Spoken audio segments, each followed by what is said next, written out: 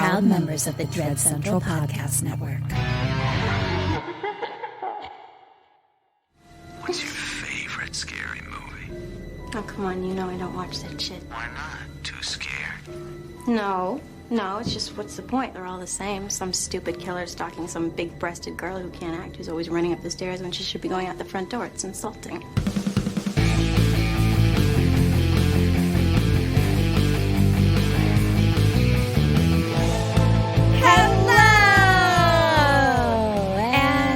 Welcome to Kim and Ket Stay Alive, Maybe.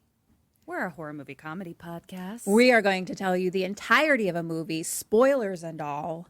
And I, Ketrin Porter, am going to try my damnedest to stay alive. And I'm Kim Burns, and I'm going to tell you this magical tale of horror. Hooray. Ma'am? Yes. Vagina holes out. Tits up. Cheers. I am already loving this. I love every week that we record. I am loving this even more than usual because I can see your eyeballs in 3D. We have a whole socially distant COVID recording situation. We really do. We're happening in two separate rooms. It is across the house. Yep. But we can see each other's eyeballs. It's so awesome. I'm very excited about it. The internet can't keep us down. See? Be damned, internet. We'll always stay alive. That is true. Hi. Hello. Gosh, I feel like we have like announcements. We have some really big, exciting news. We do. Week. Let's start with that. Let's start with the most exciting part. Okay. So you guys may have noticed a little different little blurb at the very beginning. Yep. Which says that we are part of the Dread Central Podcast Network. We are so stoked, you guys. We're so excited. This was on our podcast vision board, and then we fucking witched it up and made it happen. No joke, we really did. Like, the tale is magical. Yep. I'm so excited to be on a horror network, and especially with Dread, because they are just like so supportive and wonderful. They're legit like our family. Yeah. As soon as we came on the scene, they were like, "Hey there, little girls, you need a family to make you stay safe." And we were like, "Yeah." They were like, "You're welcome into this horror world." Yeah. But yeah, all like the humans that are part of it, that work there and run it and everything, are just like and very old dogs named Linda. Humans, also humans and dogs, all animals as well. Yeah. They're just like, just fucking wonderful. Yeah. Now I'm gonna make myself cry. Crying on the podcast again. No, they're just the best, and we're so appreciative and so grateful, and we're so fucking excited for this journey together. I think it's going to be fucking awesome. Yeah, it really is. So that was like our big like main announcement. Yeah. My brain feels like there is something else, but am I making that up? No, yeah, because today is the 28th. Right. So in 2 days, we're doing a little Halloween special. So we are teaming up with Madam of Horror, our friend Paige, and we're going to do drunk horror. It's like horror meets drunk history. So Kat and I are going to do some shots. Something I haven't done in almost a year probably. So it's going to be real crazy. It's going to be. And we're going to do what we do, which is like tell the movie. And with no notes, though. So it's just going to be bonkers. Like, that's the part that I'm most nervous about. Because, like... I'm a little nervous, too. I might do bullet points. Yeah. Because I just, like... I was trying to watch... Just for, like, brain practice, I was trying to watch, like Great British Baking Show or something. Like, something where, like, the plot points are pretty like cookie cutter, no pun intended. Amazing. And I was like, I do not remember what happened 30 seconds ago. Yeah, I think just for like quarantine goldfish brain reasons, we're allowed to maybe do bullet points. Well, we do have to have questions. So anyway, so she's going to try to stay live. And the movie we're going to do is They Live. Yeah. So obviously by John Carpenter. We had to pick a movie. Kim and I haven't seen anything, so it's easy for us to pick movies that we haven't seen. But Madame of Horror is, in fact, a Madame of Horror. So she has seen a lot of movies, and we had to find one that she had not seen. And I'm very excited about this one. Yeah. So it's going to be Friday, live streaming on YouTube. It's free, 6 p.m. Pacific, 9 Correct. p.m. Eastern. Yes. So come check it out. I'll put some links in the show notes. And then also you have like a couple days left if you want to join Patreon. Yep. And we're going to do if you join before October 31st, we are going to do a drawing to see who wins our super, super awesome, I almost said K-pop. That's not right. Funko Pop. I was also going to try to sing a K-pop song, but then I just saved everyone from that. You're welcome. Yeah. I mean, honestly, yeah. Dodged a bullet for sure. Oh, no. Kim, we saved you, and then you like still I don't did even it. know what they are. I wish you had it. So yeah, one, I'm so fucking excited about these dolls, and like I'm definitely having a thing where I'm like, but I want to win. I know. I feel the same way. Can I join our Patreon? They're really cool. So, what else is happening in your life? Let's see. This is so I've actually had like the mental bandwidth to like watch some new shows. Like for a long time, I like couldn't really watch anything unless I'd like already seen it before. But I got a little surge of mental Opposite energy of me, but yes, yeah, got it. So I got a little surge of mental energy, and I've been able to kind of like consume new media. And the thing. So I finished Bly Manor. Yes, which tell me everything. I loved it. A friend of ours is a writer on Bly Manor, and I sent him a text being like, "I'm starting Bly Manor." And what I thought was really interesting is he was like, "Remember, it's not a horror; it's a romance." I would have said that without him saying remember. Like, I feel like that was like my reaction to it. And a lot of people's reaction, they were like, this isn't horror. This is like a romance. Yes. Now, obviously, story. there's like elements of horror in it, which is what we've come to like know and love from Mike Flanagan. And like in general, his aesthetic is so my jam. Yeah. But that brings me to this other really interesting like thought experiment that I kind of had today. And then I have two other recommendations that are not horror, but interesting thought experiment about things that are scary. So there was a study done. I think you posted it in Sammy's, Kim, our possibly, Facebook group.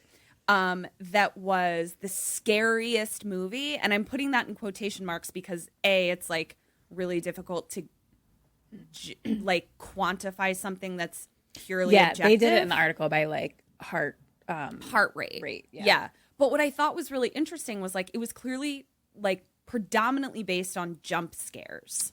100%. And there have been several Twitter conversations happening about jump scares. So I have two thoughts on this because I know everyone has been waiting with bated breath to find out what my opinion of this topic is. So here it is, everyone. I can't wait. There is an artistry to jump scares, and I will never 100%. I will never ever say that like jump scares are overrated because to actually accomplish a jump scare is very difficult.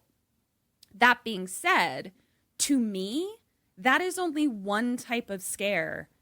Sure. In a sea of lots of different types of scares. Sure. So for me, I think atmosphere is huge. And then I think of something like Hereditary, where it's like there were jump scares, but there's also the camera just staying on something for a long time and understanding that also is terrifying. Slowly appearing on the ceiling out of the shadows and darkness. Yes. So I just thought it was really interesting that there are people trying to quantify something that is absolutely not quantifiable. And it brings me to Bly Manor because, of course, everybody is going to be critical. And Mike Flanagan has his work cut out for him because he is one of the biggest names in horror. So it's like people are scrutinizing him on a level that he's never been scrutinized before.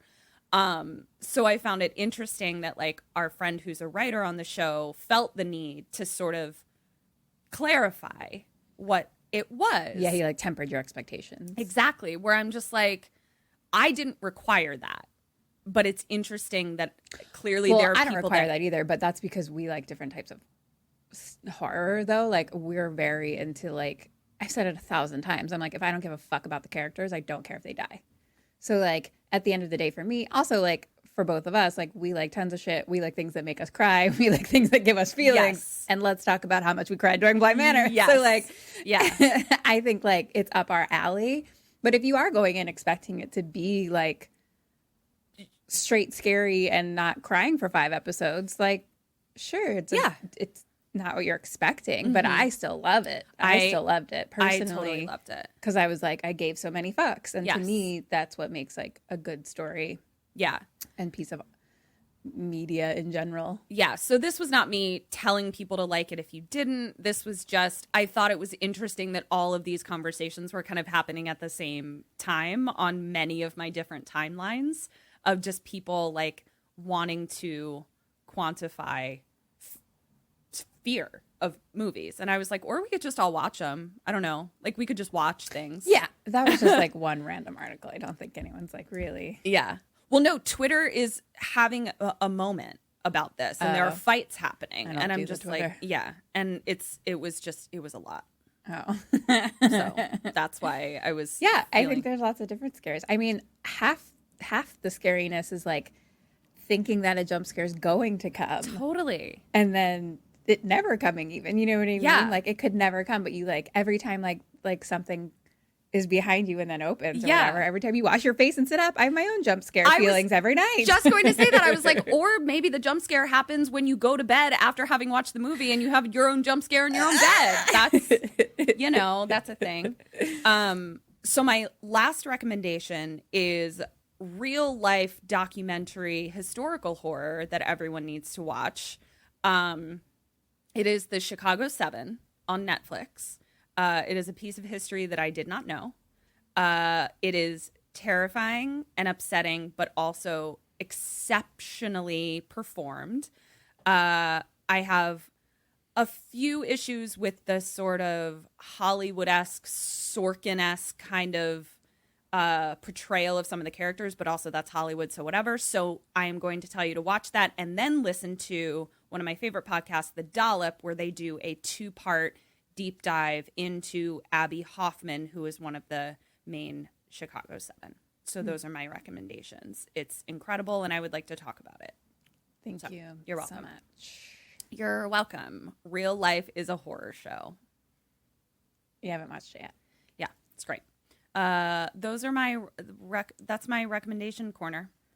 Great. Yeah. I guess that's what's happening in your life. Cool. Yeah. It is what's happening in my life. 100%. I've got nothing, and nothing's going on. I don't know. Really, it was just the podcast stuff this week. Yeah. It was a big week for Did I podcast do stuff. anything? No. No. Have I talked to anyone? No. Talk to me. That was it. Have I been in my apartment? Yes. That's it. That's all I got. Yep. Cool. I would love to hear about a movie. May I hear one? So, this movie was chosen by our patrons. Very exciting. In honor of Halloween, the day, and more specifically, the movie. Oh. I gave them a bunch of John Carpenter options. Love it. And they picked Christine. Christine. I have been wanting to watch this movie. Yeah. Mainly because I find Christine one of the least scary names one could have. Sure. If you were to rate names. Like, it's not like a name like Isabel or Elizabeth. I mean, Elizabeth, that's fucking terrifying. Am I right? So let's hear about how Christine can change I don't my know. mind. I think you're trying to rate fear, Ketrin. So why don't you fucking stop? I know, right? There's people out here that are like, I've never heard a more terrifying name than Christine. Hold on. Tallulah, this is like your worst idea that you've ever had. So sorry. I need to make sure my cat doesn't turn off our recording. That is going to be a fun little journey for our patrons. There she is. Okay. Okay, Christine. So this was made in 1983. Oh, good year. It is directed by John Carpenter. Written by Christina Applegate. Written by based on the book by Stephen King. Thank you. Stephen Christine King. Yes. Written by, for the screen, Bill Christine Phillips. Let's go. Dead or alive. Great. Okay. Arnie. Dead. Dennis. Dead. Lee. Dead. Mom. Alive. Dad. Dead. Buddy. Aw, alive. Aw. Mooch. Mooch. Dead. A curly hair bully. Dead. Detective. Alive.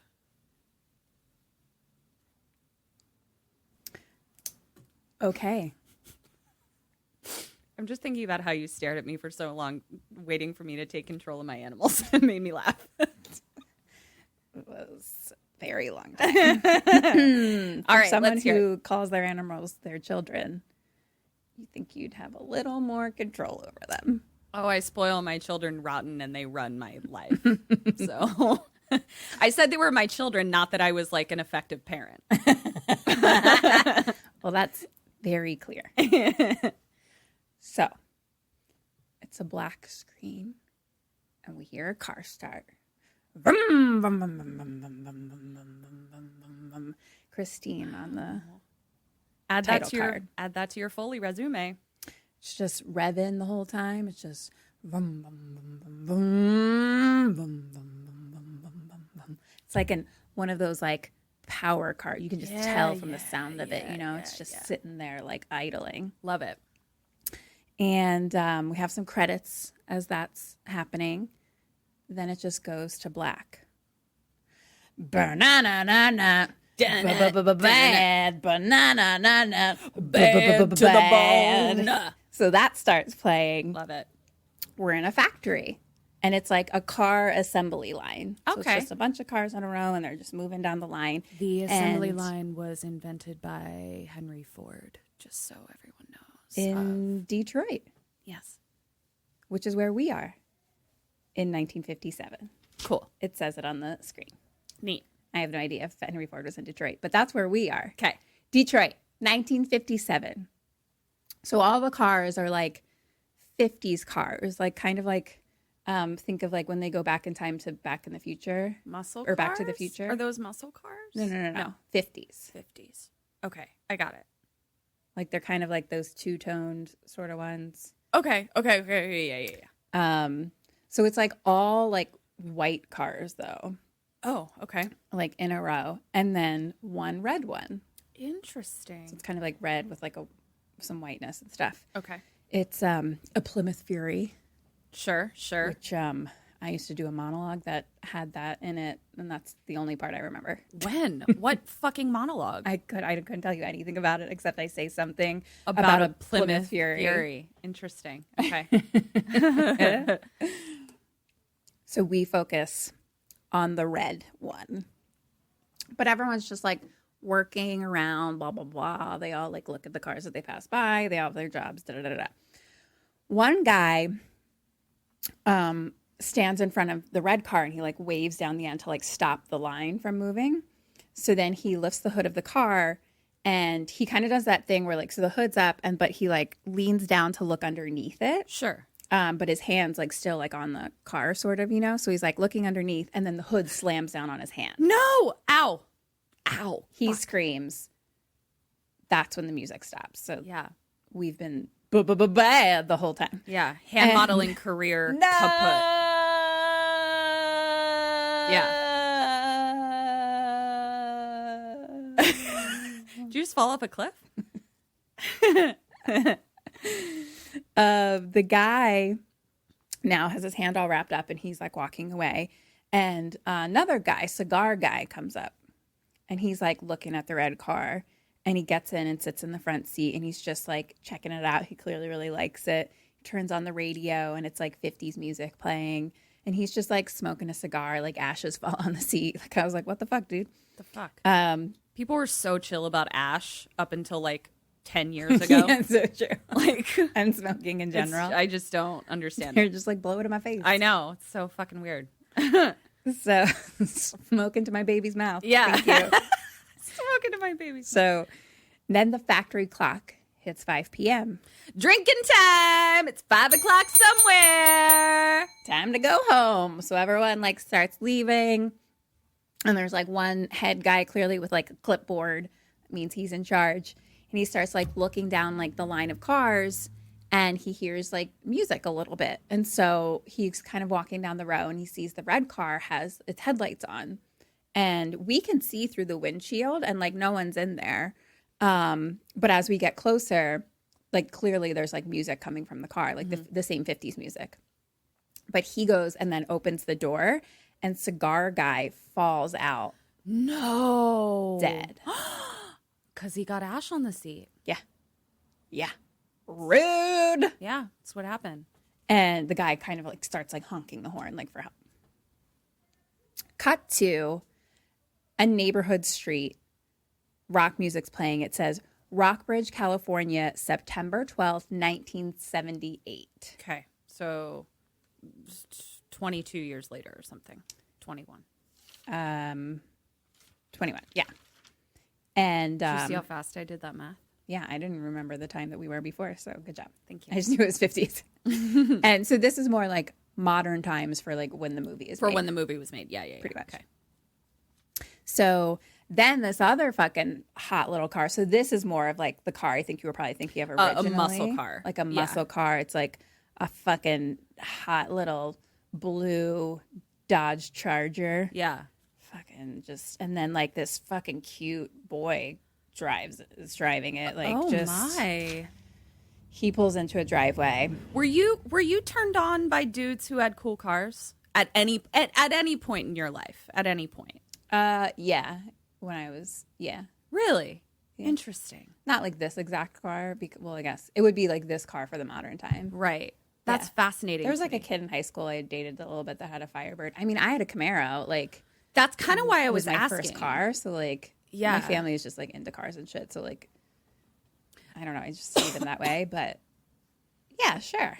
I mean, that's kind of why I was asking because that's a stereotype that I literally have never related to less. Like I could not care about anyone's car under any circumstances. Honestly. Yeah, it's like very much been part of my world for such a long time. Now, here's my last question because I don't want to keep interrupting you. If a dude had a cool car, you'd be like, point in the plus column.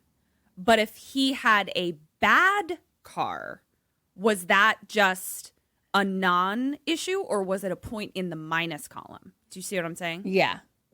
Yeah, probably A point in the minus column. I'm not going to not date them because of that, but I did date a guy in high school also who like his like something about his steering didn't work. His power steering didn't work. So like him making a left was like he was like turning the wheel like 57 times.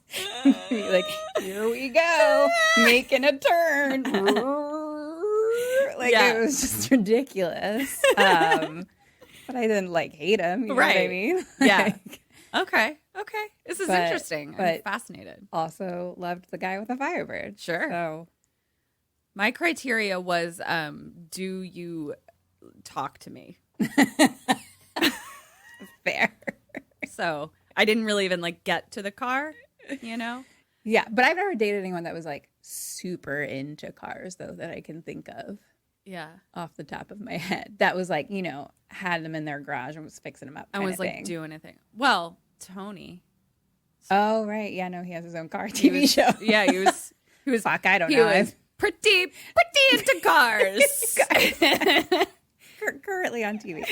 For cars. All right, well, I'm lying. I don't know. Which and I thought that was hot because he was like a race car driver. Yeah. He was a drifter. Yeah. Yeah. Well, so I guess I'm wrong. Yep. You're super into cars. Requirement to date Kim. Soup's cool car, I guess.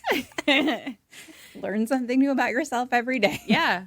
Let's be real though. We could have this conversation about any topic. I bet we could find someone I dated who 100 is that person. 100%. Yeah. So back to what was I saying? Stephen Christine King's Christine. Hot guy in a car. Guy. He was like he's kind of got a little young Kevin Bacon-esque thing going I'll take about it. him, I would say. Mm-hmm. Like he's a hottie, and then he's got this hot little car, and so he pulls into a driveway, and a mom clearly comes out of the house, and she's he's kind of in the car, and he's like, come on, Arnie, like just himself basically. So she comes out being like, he's coming. So it's like the mom of the kid he's waiting for. Got it. Okay. He's like picking up his friend. But she's like yelling at him being like, your radio is, because he has like really loud, like, you know, like rock and roll on, you know, and he's like, your radio is noise pollution and da da da da da da. Donna, come on.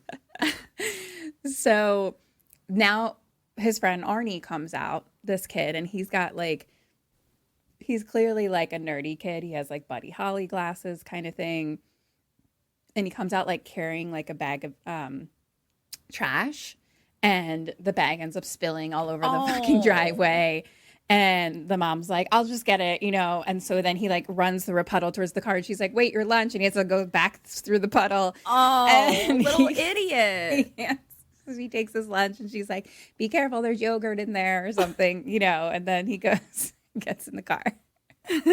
Poor little dummy. And they like speed off.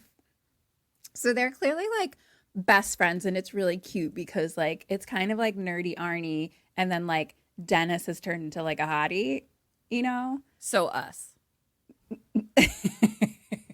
You're hot. So I'm Arnie and you're Dennis. I'll take it. I mean, if that's the comparison we want. I think everyone is pretty clear on that. But you're hot. It's not like you're like. But like if somebody's gonna like spill the trash in the driveway, like it's gonna be me. And like spill their yogurt. And clearly I'm the one with the cool car obsession. Yeah, exactly. That I didn't know about. Just totally obsessed with cars. Yeah. So they're just chatting. They're on their way to school. And Arnie's parents are pissed because he's taking shop class. And then he starts talking about playing Scrabble last night. And he's like, I could have played ratio, but then for 2 more points or whatever, like triple points, I could have played full ratio. So then he did, and mom got mad. It me. Wow, if this is a documentary of Kedron, just let's find out what happens. Yeah, Ooh. yeah. Just call me Arnie. Okay, let's see. So whatever, that all happens, and then like Hottie Dennis is talking about how like it's the first day of school, so they're going to be seniors this year, and he's like, I think it's time for you to get laid, Arnie. And he's like, Arnie's just a little like, it requires like a girl to get laid, and all bummed, and he tries to like talk about like certain girls like as options or whatever, and Arnie's just like, oh, I think I'll just beat off. I don't relate at all. I mean, now that you've put the comparison out there, that was not my high school experience at all. This is interesting. Yeah. Well, but you know what? You got to be a nerd in high school. You got to have some sort of lame, nerdy thing about you, because then you're like, oh shit, I better have a personality. Yeah, it brings great personality. Yeah. And usually better in bed. Totally. So now we're at the lockers in school, and the two boys, and then like a kind of like sporty guy with like a Letterman jacket comes up and starts talking to Dennis, like asking Dennis if he's going to be playing football this year, because I guess like his knee was hurt or something like that, and they like fuck around with each other. So Dennis is going to play this year. So like you can see like Dennis is like on the football team and stuff, but still is like really sweet to like Arnie. Like they're just like actually like true good friends, I love that. And then Kelly Preston comes up, a little young blonde Kelly Preston. Shut the fuck up. And she clearly loves Dennis just as much as I do. Didn't she just die? I think she did just die. R.I.P. So she was a hot little number. She was very cute. And so she comes up and she clearly loves Dennis, and she's like talking to him, like, I don't even know, asking about football or something. But like Arnie's like behind her making like kissy faces and stuff like that. Cute. And the whole time Arnie's been like trying to open his locker and like can't get it. Oh God. Is that something you relate to? I mean, yeah. So then striped shirt dude comes up, friend, whose name is Bemis, apparently. Bemis? Yeah. That's unfortunate. Bemis. Like his first name or last name? I don't know. Probably last. I would hope so. But they all call him Bemis. So yeah. Turns out also, this is the randomest thing, but at the end of the movie, the credits were just going, and I happened to just see the name Douglas Warhit. And I was like, I know that name. And I was like, who was he? And he was Bemis. And Doug Warhit is like a really big like LA acting teacher. Shut the fuck up. Yeah. Oh my God, that's bananas. So now Bemis has grown up to be a big acting coach in LA. Bemis. I love it. Okay. So he comes up. So here's the thing about this movie. In general, it's made in the early 80s. It's about high schoolers. So it's just like a lot of fucking boys making comments about girls. Yeah. It's all the time. So it's just like all that, and it's like kind of boring. Yeah. Like it's a lot of tropes and a lot of stereotypes. Yeah. This is the tiny little tangent that I'll go on because I didn't include this. I've also been watching Twilight Zone, and it's incredible. I get it. Like I'm certainly not disparaging Twilight Zone. However, the amount of every single episode up to this point, I've watched maybe 10. I just started at season 1. That the protagonist is a white, middle-aged, cis male. Yeah. And there are no women. The only women I've encountered are nagging wives, props to move forward a point, or a robot. Oof. And it's so like the original Twilight Zone. The original Twilight Zone. Okay. So it's just like really fascinating to me that it's just like this was the media that was being consumed. So it's shocking. I'm glad that it's shocking now to watch it. Yeah. Like it's definitely different. It's the same thing with like people of color like seeing themselves on screen and things like that. Like it's interesting for sure.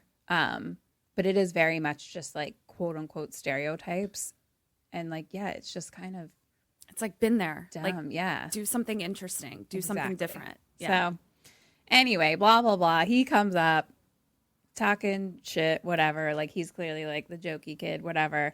Saying shit about Kelly Preston, and then blah blah blah. They're just kind of busting each other's balls a little bit, Yeah. And Bemis tells them that there's like a new girl, and he's like, I'm in love. She looks smart, but she has the body of a slut. Okay. And then, hey, spoiler alert, not hot girls can be sluts too. Slut power. Yeah. And he's saying that she's smoking hot, but she's smart. Right. No, the whole thing is problematic. I could do an entire podcast on just that one statement, but I'll spare you all. So. Check that out on our slut podcast. Yeah. What's our walk of Our walk of pride? Walk of Pride? I mean, that was what we coined it when we used to do walks But of shame all I the heard time. someone say this recently, and I feel like it rhymed with shame. Walk of fame. But I don't even think it was walk of. It was like my stride of pride. Stride of pride. That's the title of our other podcast. I fucking love it. It's great. Stride of pride. Stride of pride. So anyway, here she comes. She's like with a teacher who's like, showing her the place or whatever. And it's Alexandra Paul, who was like Stephanie from Baywatch, like the short-haired brunette one. Oh, yeah. Oh, shit. Okay. My timeline doesn't make sense to me right now, but keep going. Because she's like young in high school. In high school. Yeah. Okay. But like, 80s young. Yeah. So big hair. So 37. Yeah. And she's wearing fucking like Bermuda trouser shorts and an Argyle sweater. And it's wow. something. Halloween costume? I guess that's why she looks smart, quote unquote. I don't know. Yeah. But clearly, like, the teacher's like telling her about some club to join because it's a great way to meet boys or whatever. And she's like, I'm really interested in doing the yearbook, Good for thing. you, bitch.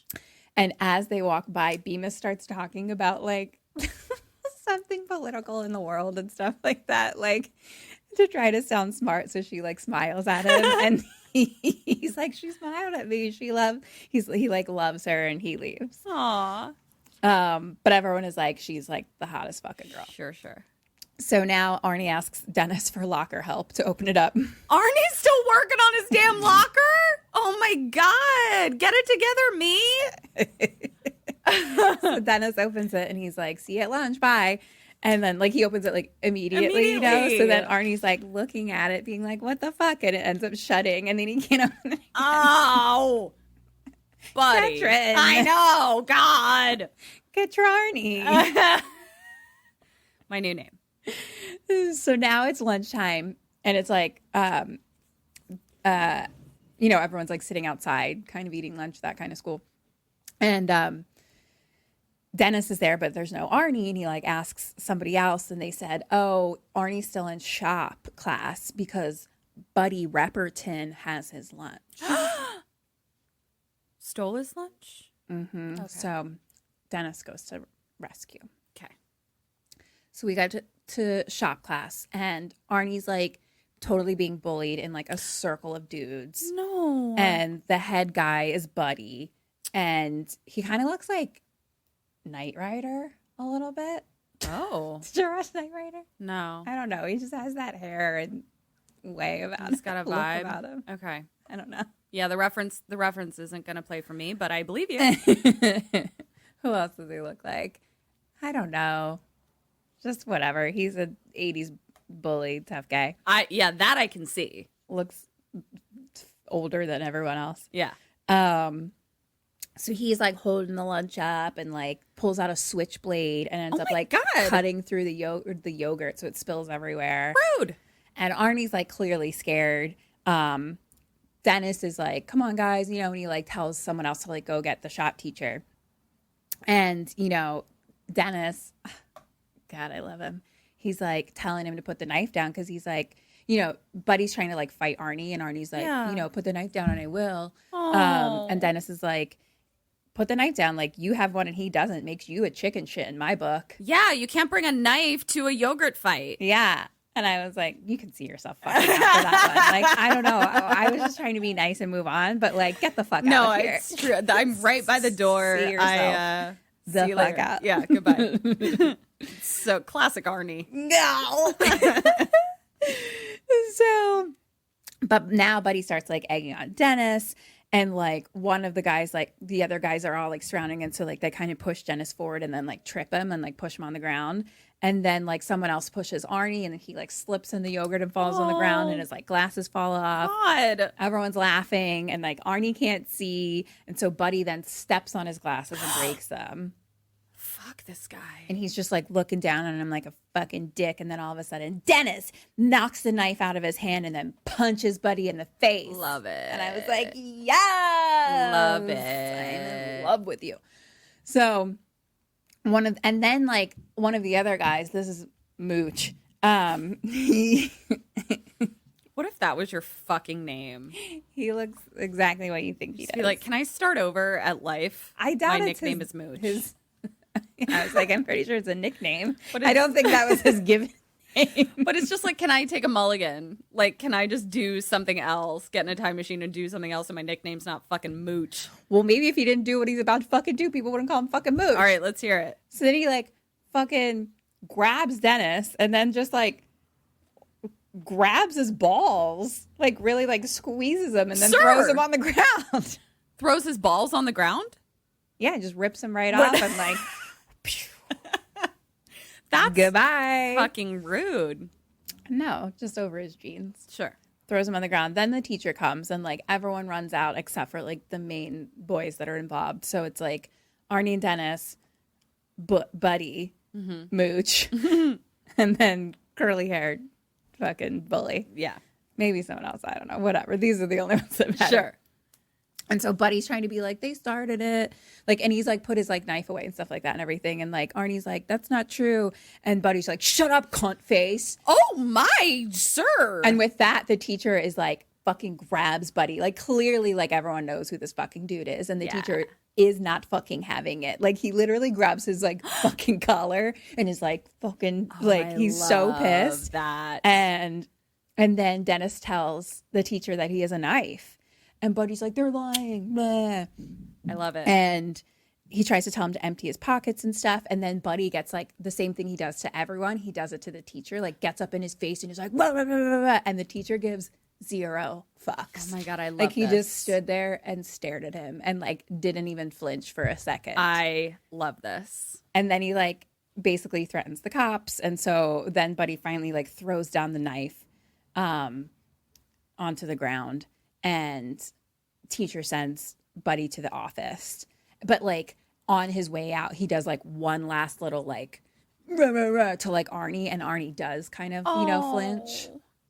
And I was like, Buddy. what a fucking piece of shit. And like such a scrote monster. Yeah. Because like clearly it's that thing where he tried to like bully everyone there, but he's like, oh, I can't bully this person. I can't bully this person. So I'm I'll gonna bully. at least on my way out. Like Yeah. the one person here I can, but it's just like really sad. It's so gross. Also, I just said poor Buddy because I was referring to Arnie as my buddy, but then I realized the bully's name is Buddy, and I reject that, and I don't like it.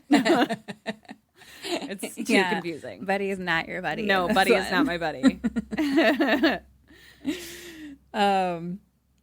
So now it's later and we're in like the hot car and driving home. Our two friends, not buddies, Oh, okay. Yeah. Dennis and Arnie. Dennis and I was Arnie. going to say Yeah. buddies. Me and Kim. Yeah, our two us. Yeah. And now Arnie has like white tape around his glasses on top of everything because they were broken. Yeah. Yeah. Yeah, it's about right. So that's you. Yep. I didn't need glasses, but if I had them, I would have broken them. For sure. And would you have taped them up? Probably. I mean, probably. I was like a nerd, but like I had confidence at a certain point where I was just like, I'm a nerd. I'm a dork. I don't know what to tell you. Yeah. Kind of how I rolled. Mainly because I realized that I was like a really good actor, and like so I like had a talent that other people couldn't do, even though they didn't care that they couldn't do that talent. I was like, but you couldn't if you tried. So Well, there you go. that was where I got my confidence in yeah, high you school. just gotta find what you love, Yeah. So Dennis is like, well, all in all, not a bad first day. Oh, sweetie. And they talk about basically like Buddy got kicked out of school and Moochie's on probation. And I think like Arnie's like a little scared about retaliation or something. And Dennis is just like, those assholes. And they're driving or whatever. And then all of a sudden Arnie is like, stop the car, reverse. And he's like pointing to the side and he's like, I need to see her. I need to see her. And like Dennis is like, okay, whoa. And he like backs up. And then we look over and like back up by like an old kind of disheveled house is this old beat up fucking car. Oh, okay. And it's a red 1950 Plymouth Fury, but it is like so dirty. Like all the doors are like open and busted. Like it's just like a piece of fucking shit. Yeah. Like a 20-something-year-old car. That's okay. Yeah. But that has not been taken care of and is like literally like the doors are just hanging open. Okay. Like it's gotcha. And covered in more dirt than you can imagine. And there's a for sale sign on the side of it. And Arnie gets out to look, and he's just like in fucking love. Really? All right. And Dennis is like, this is a piece of shit. Like, what the fuck are you talking about? And Arnie's like, it could be fixed up. And he like sits inside it, and it says like 93,000 miles on it. And Dennis is like, yeah, it's probably 193,000. Oh, yeah. But then some old guy comes out with the keys. And Arnie asks him how much. And the old man tells him, like, here, like, start it up. And it like starts, and it's like, like it turns on, but it's like, like it's not. It's not. That sounds like a very tired car. Yeah. It's not revving like she used to. Yeah. It's like, hold on. I was asleep for 50 years. And the old man tells them that her name is Christine. Hi, Christine. And he says his asshole brother got her in 57, brand new.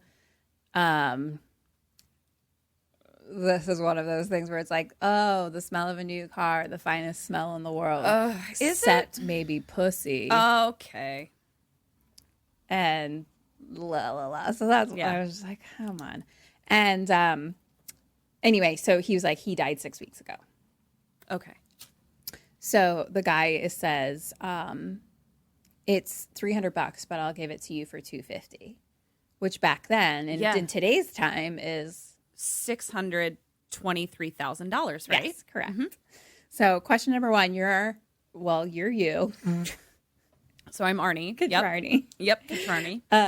What do you do? What does he do? I mean, this is hard for me because, like, I don't. So, I mean, I'm not buying the car. I could not care less. I don't want this. No, thank you. Arnie seems like, I don't know, he wants a project. So let me think about, okay, there's lots of nerdy things that I like where I'd be like, let me purchase this. So I think he gets it. So I don't, he does. Yay! Yes. Dennis is like trying to stop him. He's like, dude, that shit's not even worth like $50. Like, yeah. You know?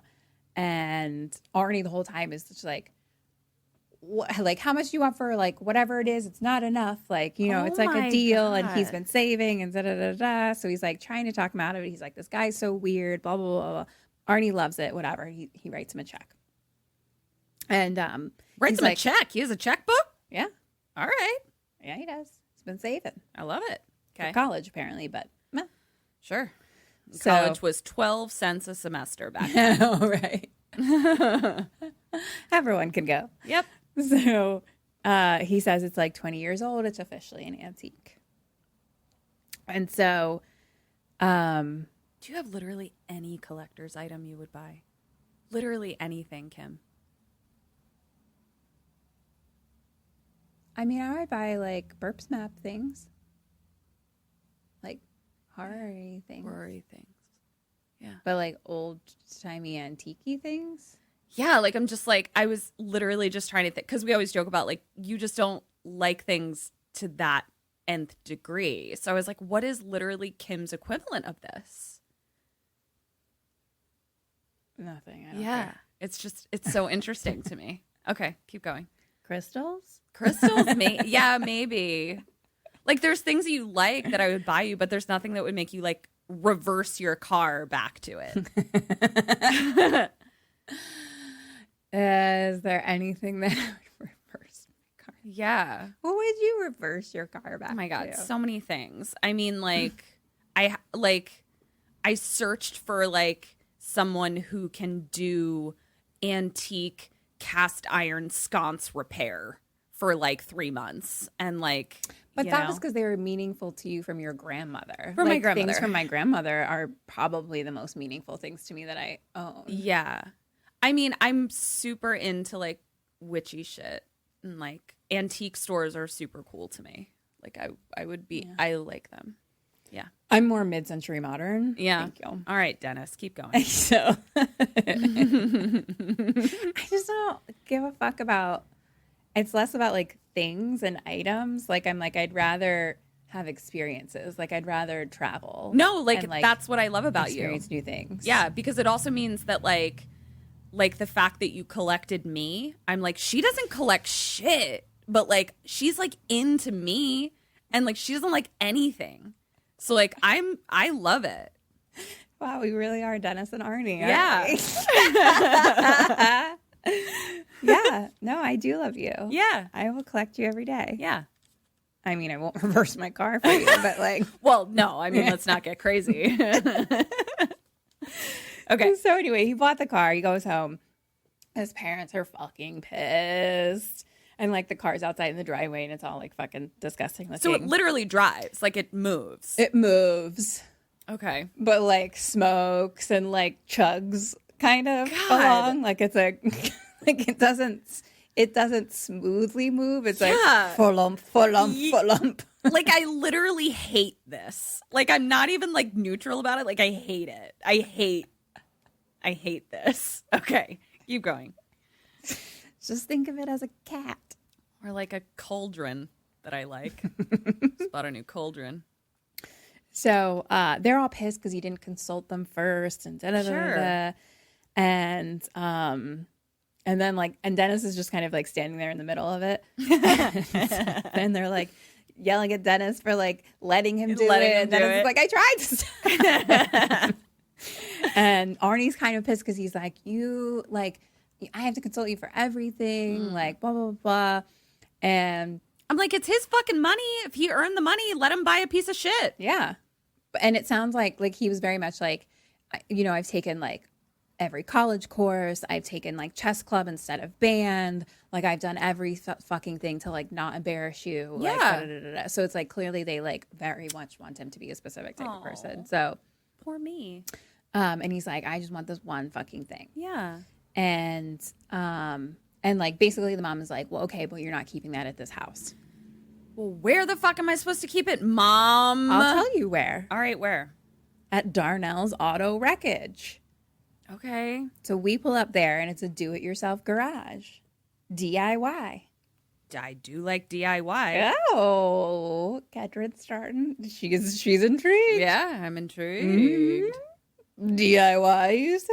Do you think I can DIY my own candles and sourdough? Because I'm very into that. If you can do it with car parts. Yeah. Darnell's used car sourdough and candle DIY shop.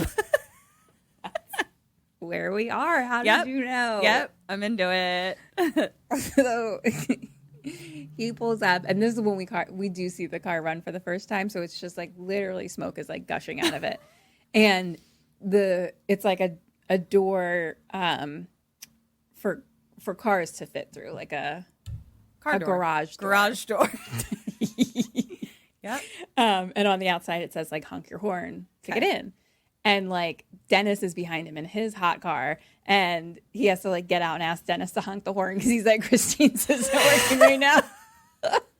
So Poor Christine. she's having a tough time. She is. She's in her elder 20s, so now that she's 20 years old, she's ancient. Yeah, she really needs someone to honk her horn for. Me too. So I hope everybody gets a good honk this week. that would be great. Who can I honk? Oh, So many shit. COVID rules against honking now.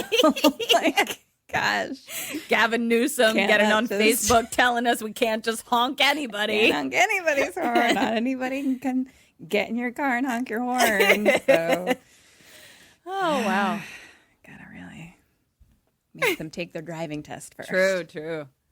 So anyway, we are in a car and we're at the garage. Yep. Okay. So he pulls it in and it's like there's like a table of dudes like playing poker, smoking, whatever, and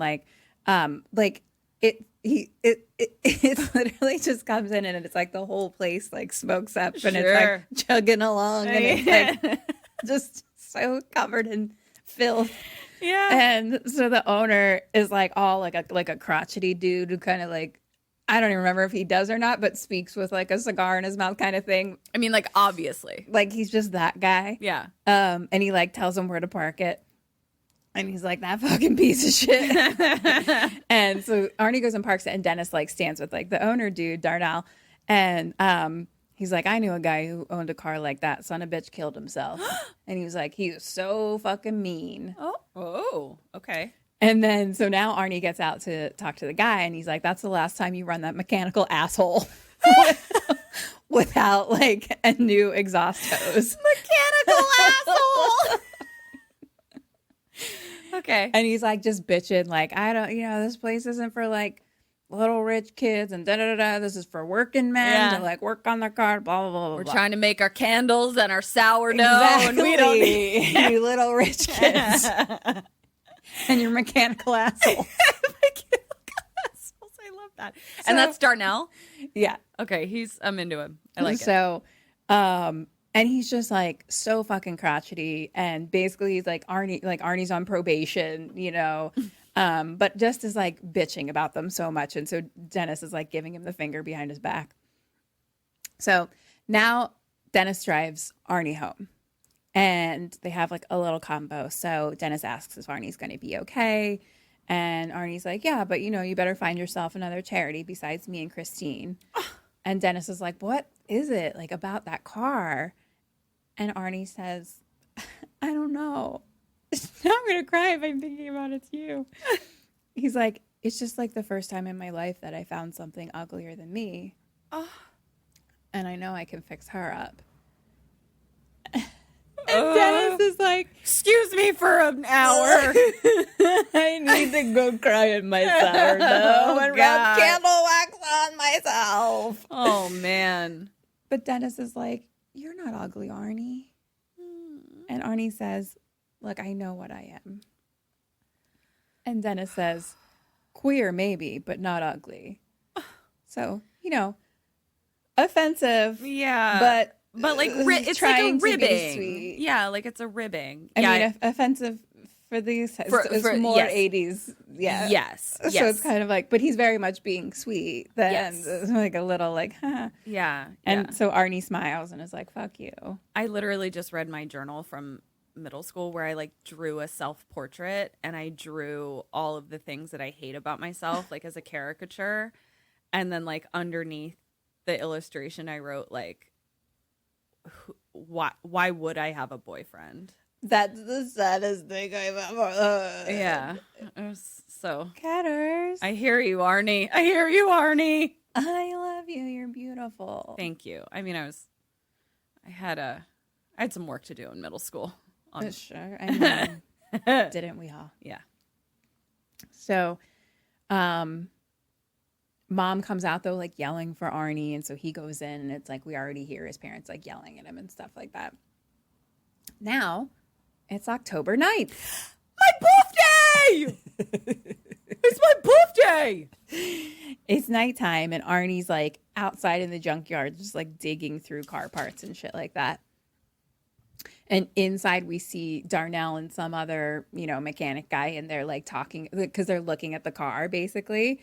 And like it has like kind of like a newer looking door now, like weird parts have been fixed, but it's still completely dirty and whatever. A mishmash of yeah. And so they're kind of talking about that, how it's just like, whatever,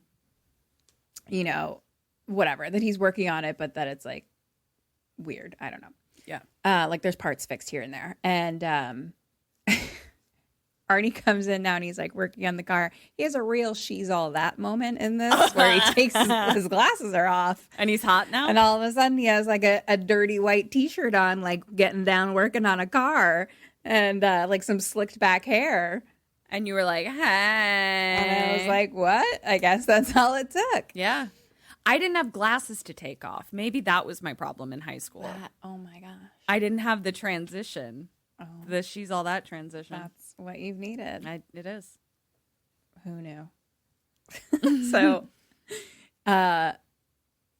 basically he's like working on the car, and then Darnell's like pissed because he's like I said, you could kind of look through the scrapyard, but not like rebuild your entire car with like all my stuff. So, but then he kind of like, for the first time, he's like, I mean, you know, like, I know you don't have a lot of money, so like, I can make a deal with you maybe, like, if you like clean up around the shop and like Darnell. put the toilet paper on the rolly thingy.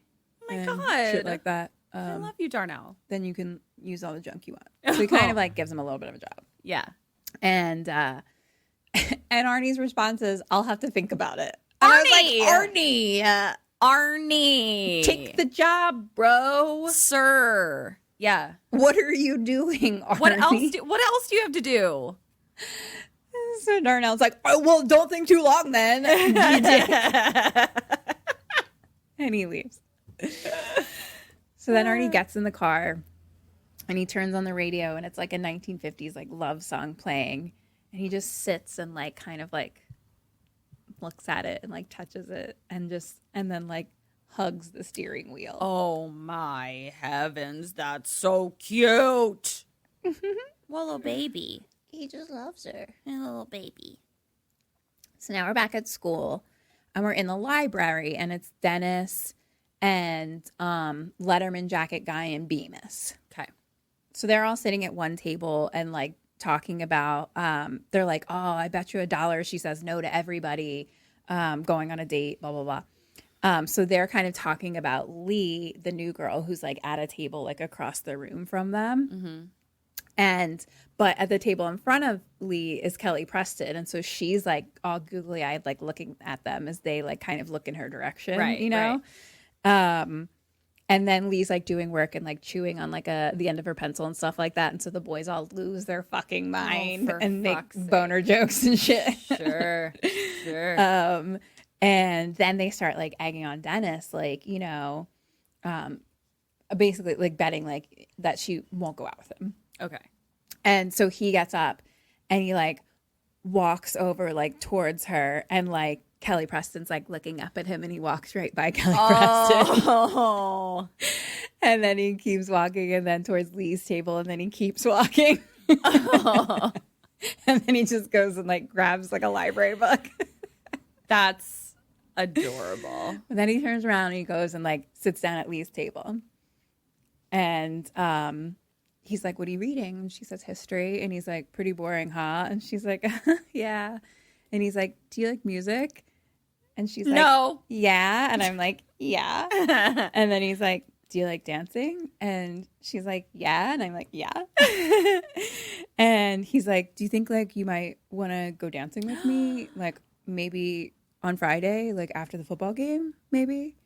And she's like, yeah. And I'm like, I'd love to. I'd love to. Thank you. Can you get a COVID test before? And she says, sorry, I can't. Oh. And then so he like looks back at the boys and he's like, why not? And she says, I have a date. Oh.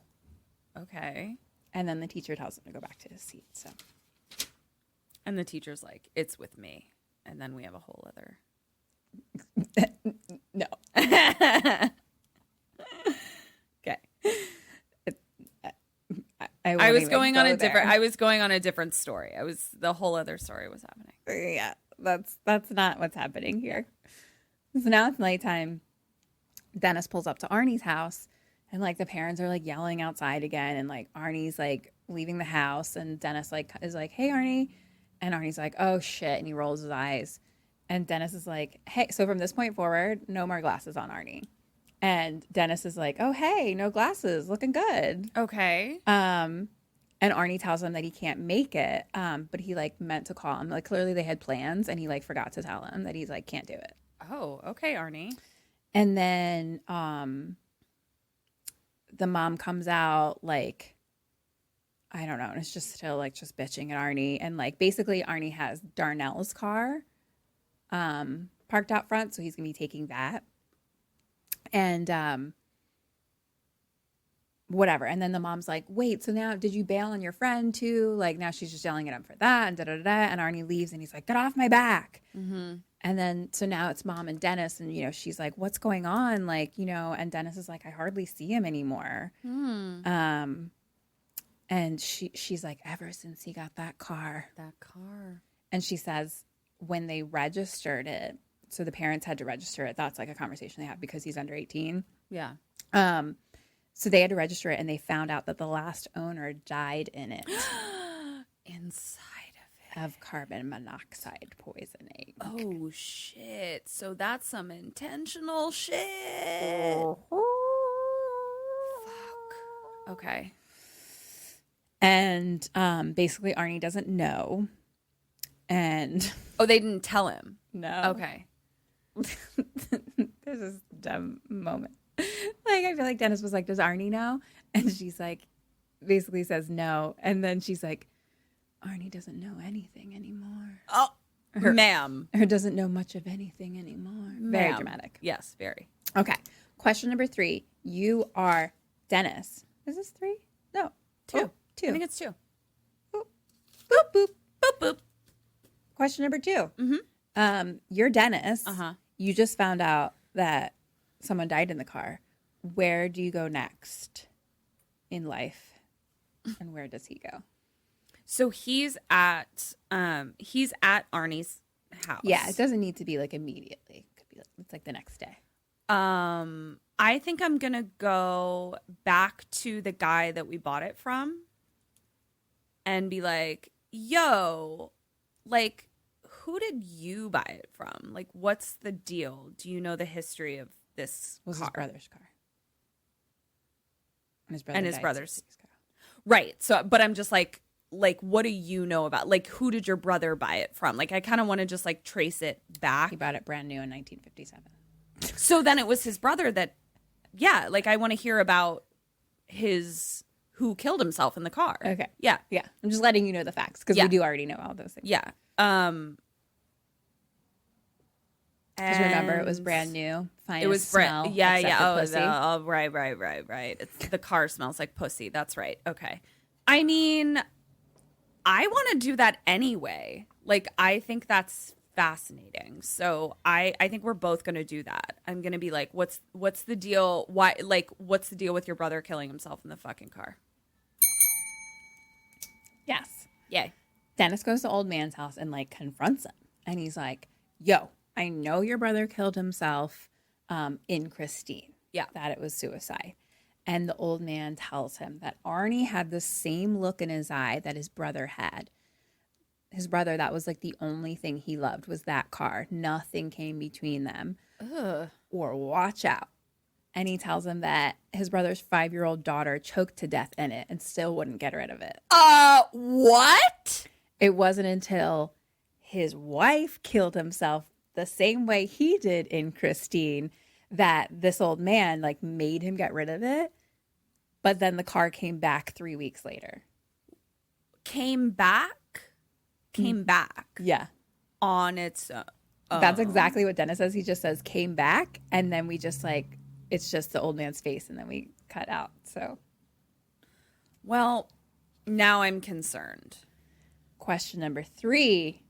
Now you've learned that. Where do you go next? And where does he go next? Okay. I think Dennis goes to Arnie and he's like, this is weirding me out. It's bad juju. Like, you seem weird. Let's have, like, chill out with the car. This is how I'm feeling. I think what I'm going to do is light it on fire and be like, I don't know what happened. Goodbye. 0 points. What? But I lit it on fire. I destroyed it. So now it is nighttime. Okay. And Dennis is sneaking in the window of the car garage. Okay. And he goes to Christine and we see she has like even a little bit more fixed up now. That's like kind of shiny, bright red, but still kind of half dirty and stuff. He looks inside and the mileage actually says 88,491. 88,000. So, and it was like 98. 93 or something. Yeah. Okay. Then he tries to open the door and it's locked. But then inside the radio turns on. And whenever the radio turns on, it kind of it's like a glowing green radio. Interesting. And it's just like, you keep on knocking, but you can't come in. Question number 4. This happens. What do you do? What does he do? So it's night time. Like nobody's there. Yeah, he like snuck in. I just don't get this. Interesting.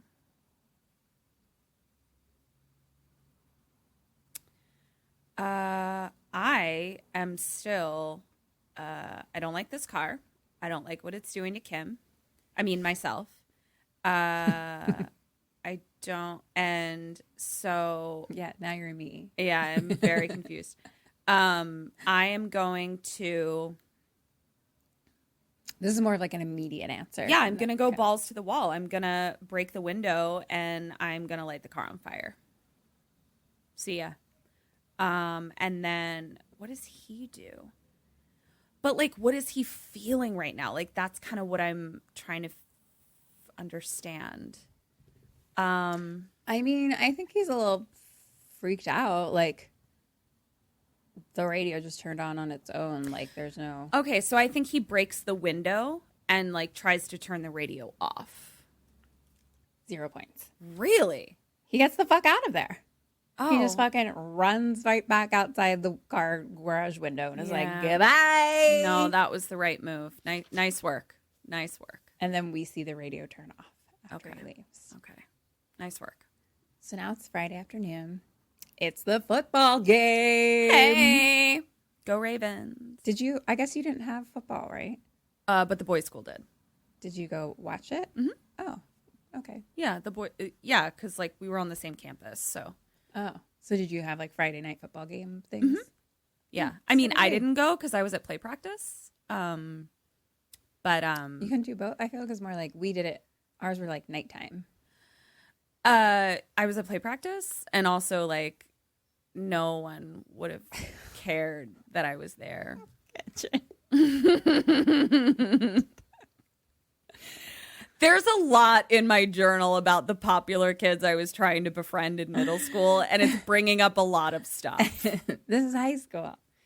Yeah. It's bringing up a lot of stuff. I mean, I was like the new girl, so. Yeah. No, I was legit at like play practice till like 8 or 9 at night, usually. Oh, we always had play practice after school, like immediately after. Like when you would do like.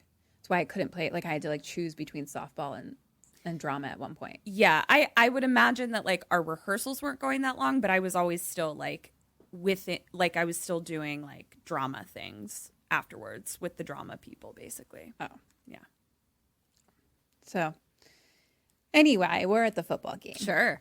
And Dennis is fucking killing it because he's my boyfriend and so cute. He's your boyfriend and also yourself. Well, it is coronavirus and I can't see people, so this checks out. Sometimes you gotta honk your own horn. Yep, you really do. You gotta honk your own horn. So I'm killing it. Yep. At life and football. Honk honk.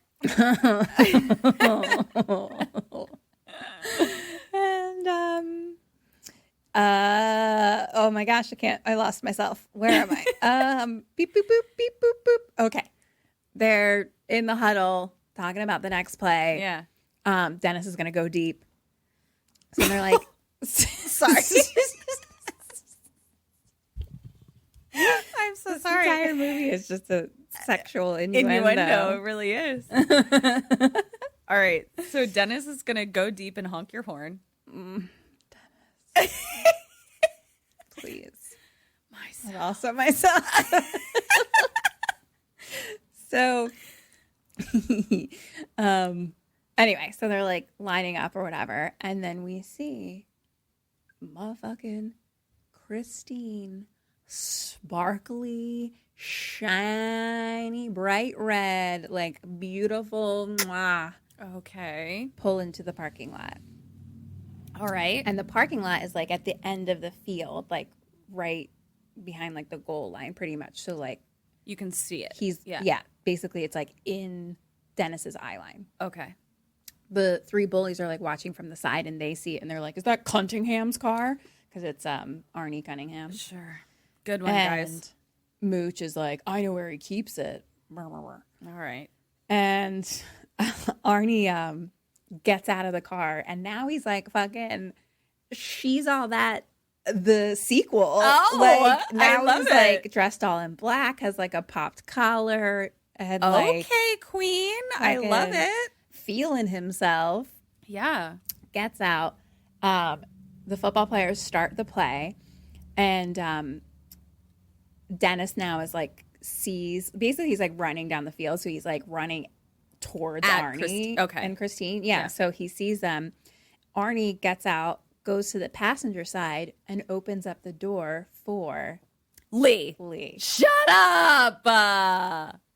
Get out. And now, I guess this is where Dennis is like running, and like now he's like looking directly at Arnie and Lee kissing up against the car. And so my God. he's totally distracted, but he like turns, like jumps, catches the ball, but then someone slams him to the fucking ground and he's really hurt. Oh, no. They have to like stretcher him off the Oh, field. no.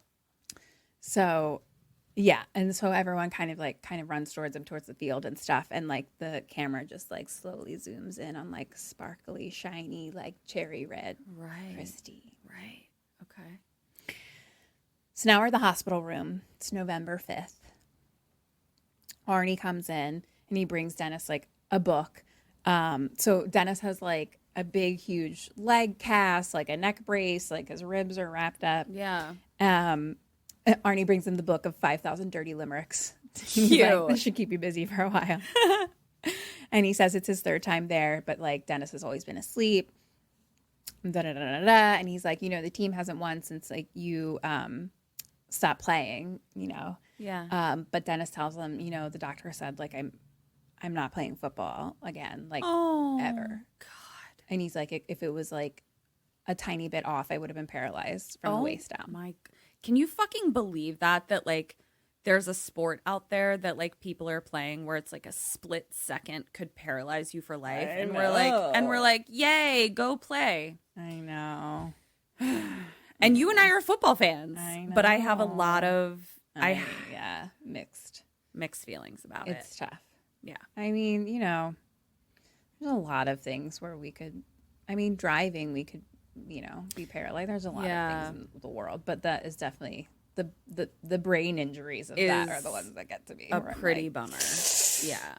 It's tough. And it's interesting that you bring up driving because they say that like one tackle is like a car accident. Oh my God. And so you're just like in car accidents over and over again. Yeah. Your fucking brain is not supposed to be bopping around your brain bucket like that. No, it is not. But so Dennis starts asking Arnie about Lee. And Arnie's like, we like each other, okay? And Dennis is like, oh, Mr. Cool, okay. Cute. And Arnie's like, I just respect her mind, and she like lusts after my body. And Dennis is like, fuck you. I love it. So they're like still cute and buddies and stuff. And like Dennis is like, I saw you at the game. Like, how'd you get the car fixed up? Like, so great. And like Arnie's like, just like plain old hard work. But he's like, I still can't keep her at home though. But thankfully, like they registered the car for me. He basically told his parents that he would drop out if they didn't register the car. Hey, good for you. And then he starts being, parents, it's just like parents like don't want me to grow up because it like makes them face the fact that they're getting old. And he's like, do you ever think that part of being a parent is just like trying to kill your kids? All right, see you later. Bye. I was like, what? Tallulah, please close your ears. That is not how I feel. Please disregard what your Aunt Kim just said. I'm so sorry. So now it's nighttime and we're at the drive-in. Hey. It's Christine. It's fucking pouring rain. Like, you Sure. can't even fucking see the movie. It's just Oh, pouring. yeah. Can I ask an idiot question? Sure. Back in the day, obviously, like, I kind of get how it could potentially work nowadays, but, like, how do you hear the movie at a drive-in? There is a thing that's like on the side of his window that looked like somewhat of a speaker situation. Okay. Like, That so, just seems very high-tech for the late 70s, early 80s, you know?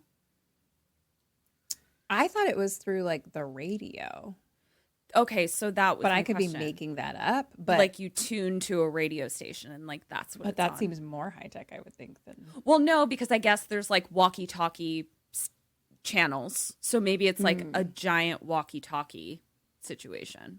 yeah. To me, it looked like there was a little thing on the side of his window, which I just assumed was for sound. Interesting. But I don't actually fucking know. Interesting. I've never been. It's on my fucking list of I know. 3 things I want to do And in 2020. I bought a fucking ticket to it and then just didn't go. I bought 2 tickets and not going. I I just keep throwing money at the drive-in and I not know. going. Hey, we're just trying to keep the drive-ins alive, everybody.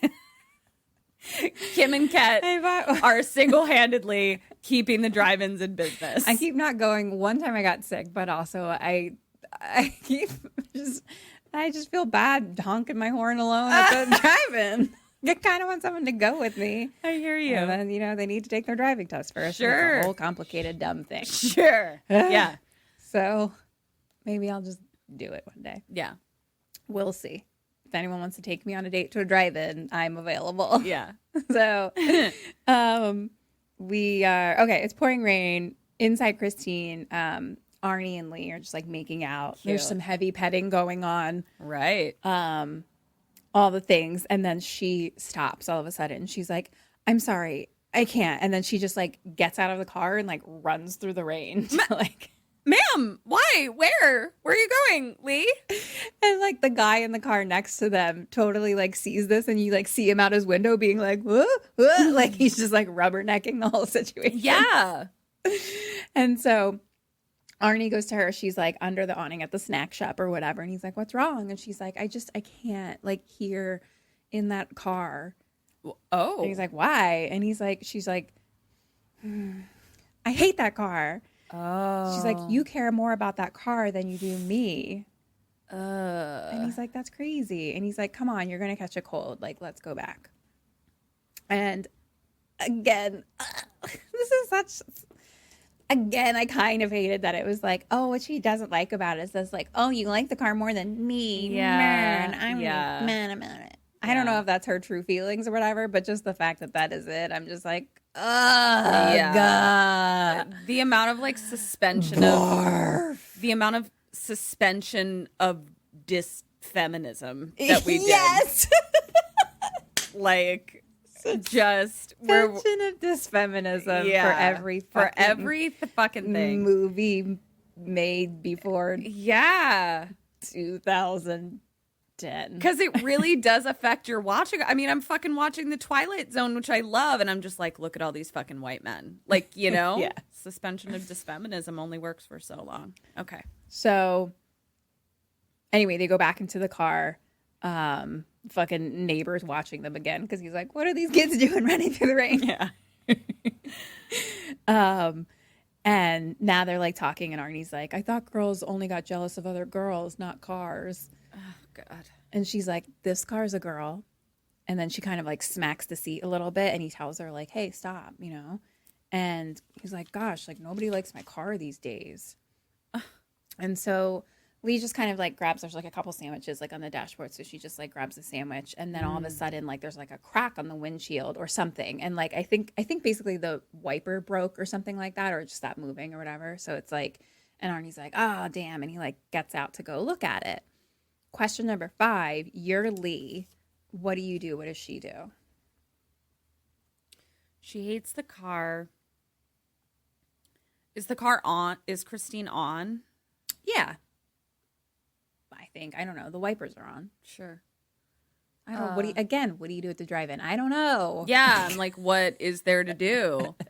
It's a mystery. Is it on? Is it off? Is it just the half on? Yeah. I don't know.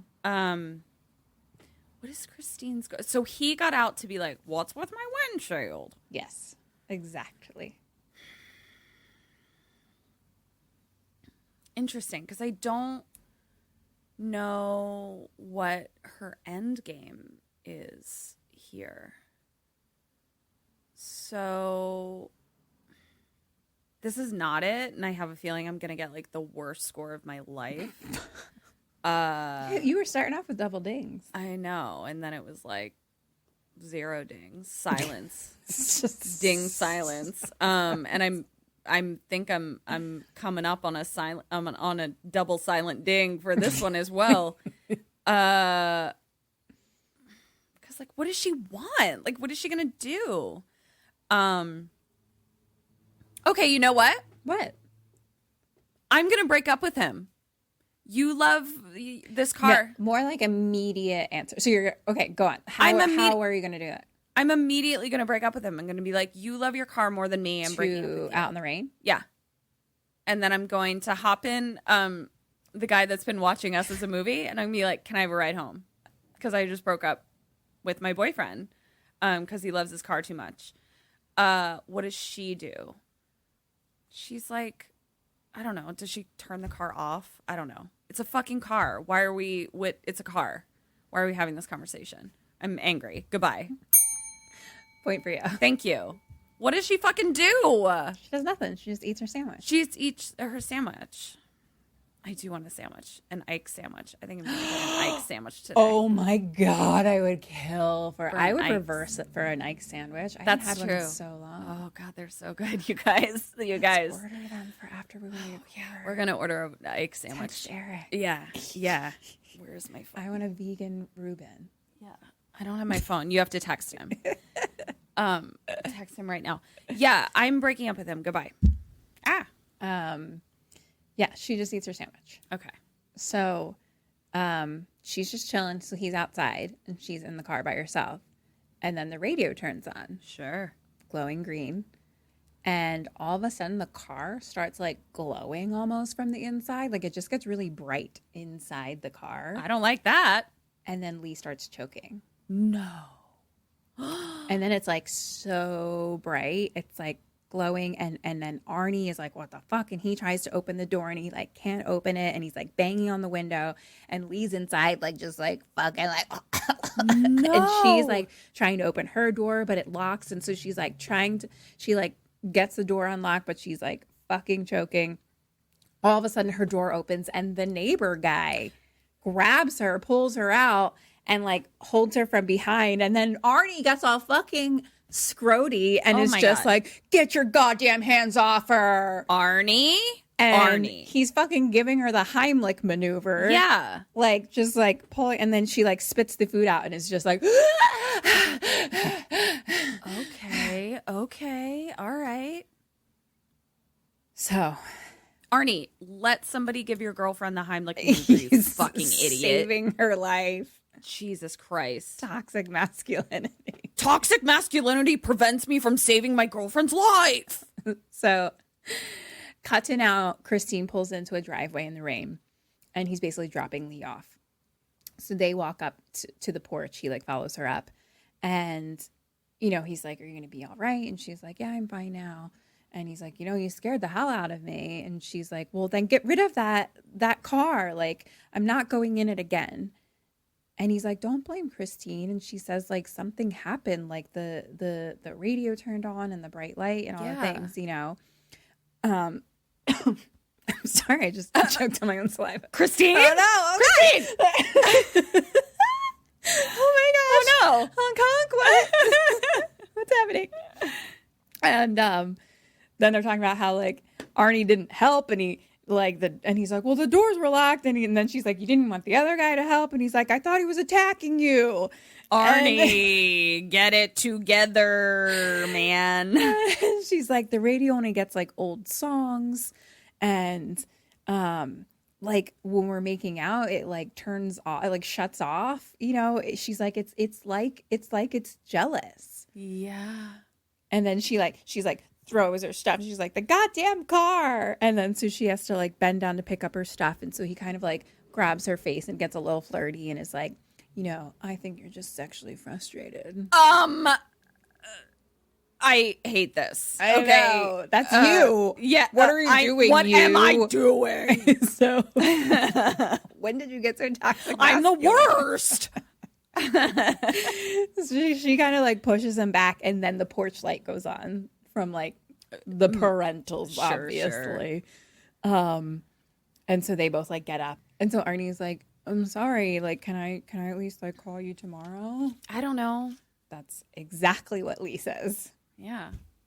So Arnie gets back in Christine, and the car won't start. Sure. And he's like, "Come on, baby, please. Come on, it's all right." And then the car dudes starts. that are super into cars like fuck their cars? Ew! No, I'm serious. I don't think they do. No, like what I'm saying is I'm pretty sure dudes who are super into cars like fuck Are you their saying cars. that about Tony? TA? Yeah. No, I'm saying he fucks his car. I don't think he does. I think if you like ask him. if you like cars a lot, Do you fuck fuck them. them? No, I'm not asking. I'm telling you that you fuck your car, and I know it. I am like offended in a sisterly way because Because I insulted your brothers because they're fucking their cars constantly. My family used to own an auto shop, so like everyone is a mechanic. Yeah, I mean, it's super uncomfortable to know that all of your brothers are all fucking cars. I don't think that they're fucking their cars, but do you remember that video that cousin sent us of someone fucking like their friend's Tesla or something?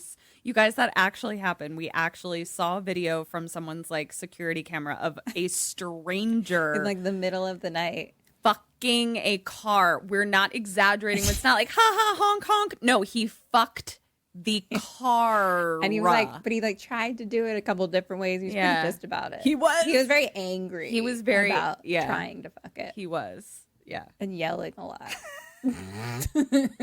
Why is that a thing we know now? Like, why do we know this? This is Well, I'm gonna defend car lovers out there and say that they're not fucking their cars. okay. They're making love to their cars. Oh God, you're such a bitch. I know.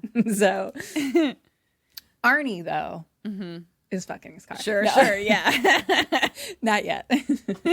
He's not even saying, like, he's just like, come on, Yeah. baby, come on, please. He's like, it's all right. And so then the car starts and the radio comes on and it's like oldies music, but it's like an I Love You song. Sure.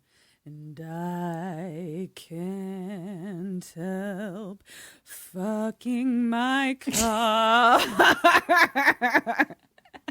No. Okay. So back to the garage. Basically he like pulls up. He like at this point he's parking his car in this garage to then I guess walk home. I don't know. It's very weird. Stupid. Okay. So he parks back to like the shop garage, and it's he has like a garage opener for it, so he has a little boop boop, and he opens it. He drives in, and then we see 4 bullies sneak in after, and they kind of hide. I thought we were done with these fucking guys. And so Arnie just walks out into the rain to walk home, Right. and he like boops the door closed. But like, why can't he just park it on the street? I don't know. Yeah. Okay. I just wanted to make sure it wasn't like something that I had missed where it's like I mean, he street definitely sweeping couldn't- every day. He wasn't allowed to park it. He couldn't park it like at their house Uh-huh. because it would look horrible. Is like Okay. what the parents said. Okay. But So do we have to just suspension of I guess disfeminism for a yeah, second? for just parking it around the corner. I don't know. Sure. I mean, Yeah. at first he was parking it here because it was a piece of shit. yeah. Yeah. But I don't know. I guess he's connected with her now and kind of working for him and stuff Okay. like that. But I like that. All right. Let's we'll go with that. So, beep boop boop boop boop boop boop boop boop boop. Oh, this was a question. Oh, let's hear Great. it. That's why I didn't know where I was. Question 6. You're the bullies. What do you do? What do they do? Oh, I'm the bullies? Yeah. You get to be everyone in this movie. It's a real fun one. All right. And I just went into Darnell's shop. Yeah. Oh.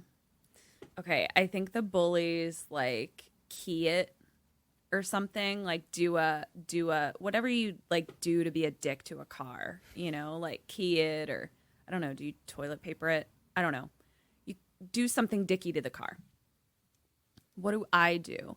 I'm not a bully. I'm going to leave a nice little note under the windshield that says, "So sorry for bullying you. Goodbye," and go home and go to bed. That's a 1.5. Okay. Point for you, half point for the bullies. Sure. They do something dicky, What do they do? but it is far beyond toilet paper. What do they do? So they're fucking like jumping around like fucking woo woo, and they're like grabbing pipes, and fucking Buddy grabs a fucking sledgehammer. Oh my God. And they beat the shit out of Christine. Yeah. Shit. Okay. He literally like jumps on the roof of the car and then smashes the windshield, and then they all start smashing it, like smashity smash smash smash smash, and fucking Moochie gets into like the interior and starts cutting up the fucking seat, and as he's in there, the fucking radio turns on. Okay, I'm into this. Let's do You this. keep on knocking, Christine. but you can't come in. He smashes it. Okay. Christine, do your best.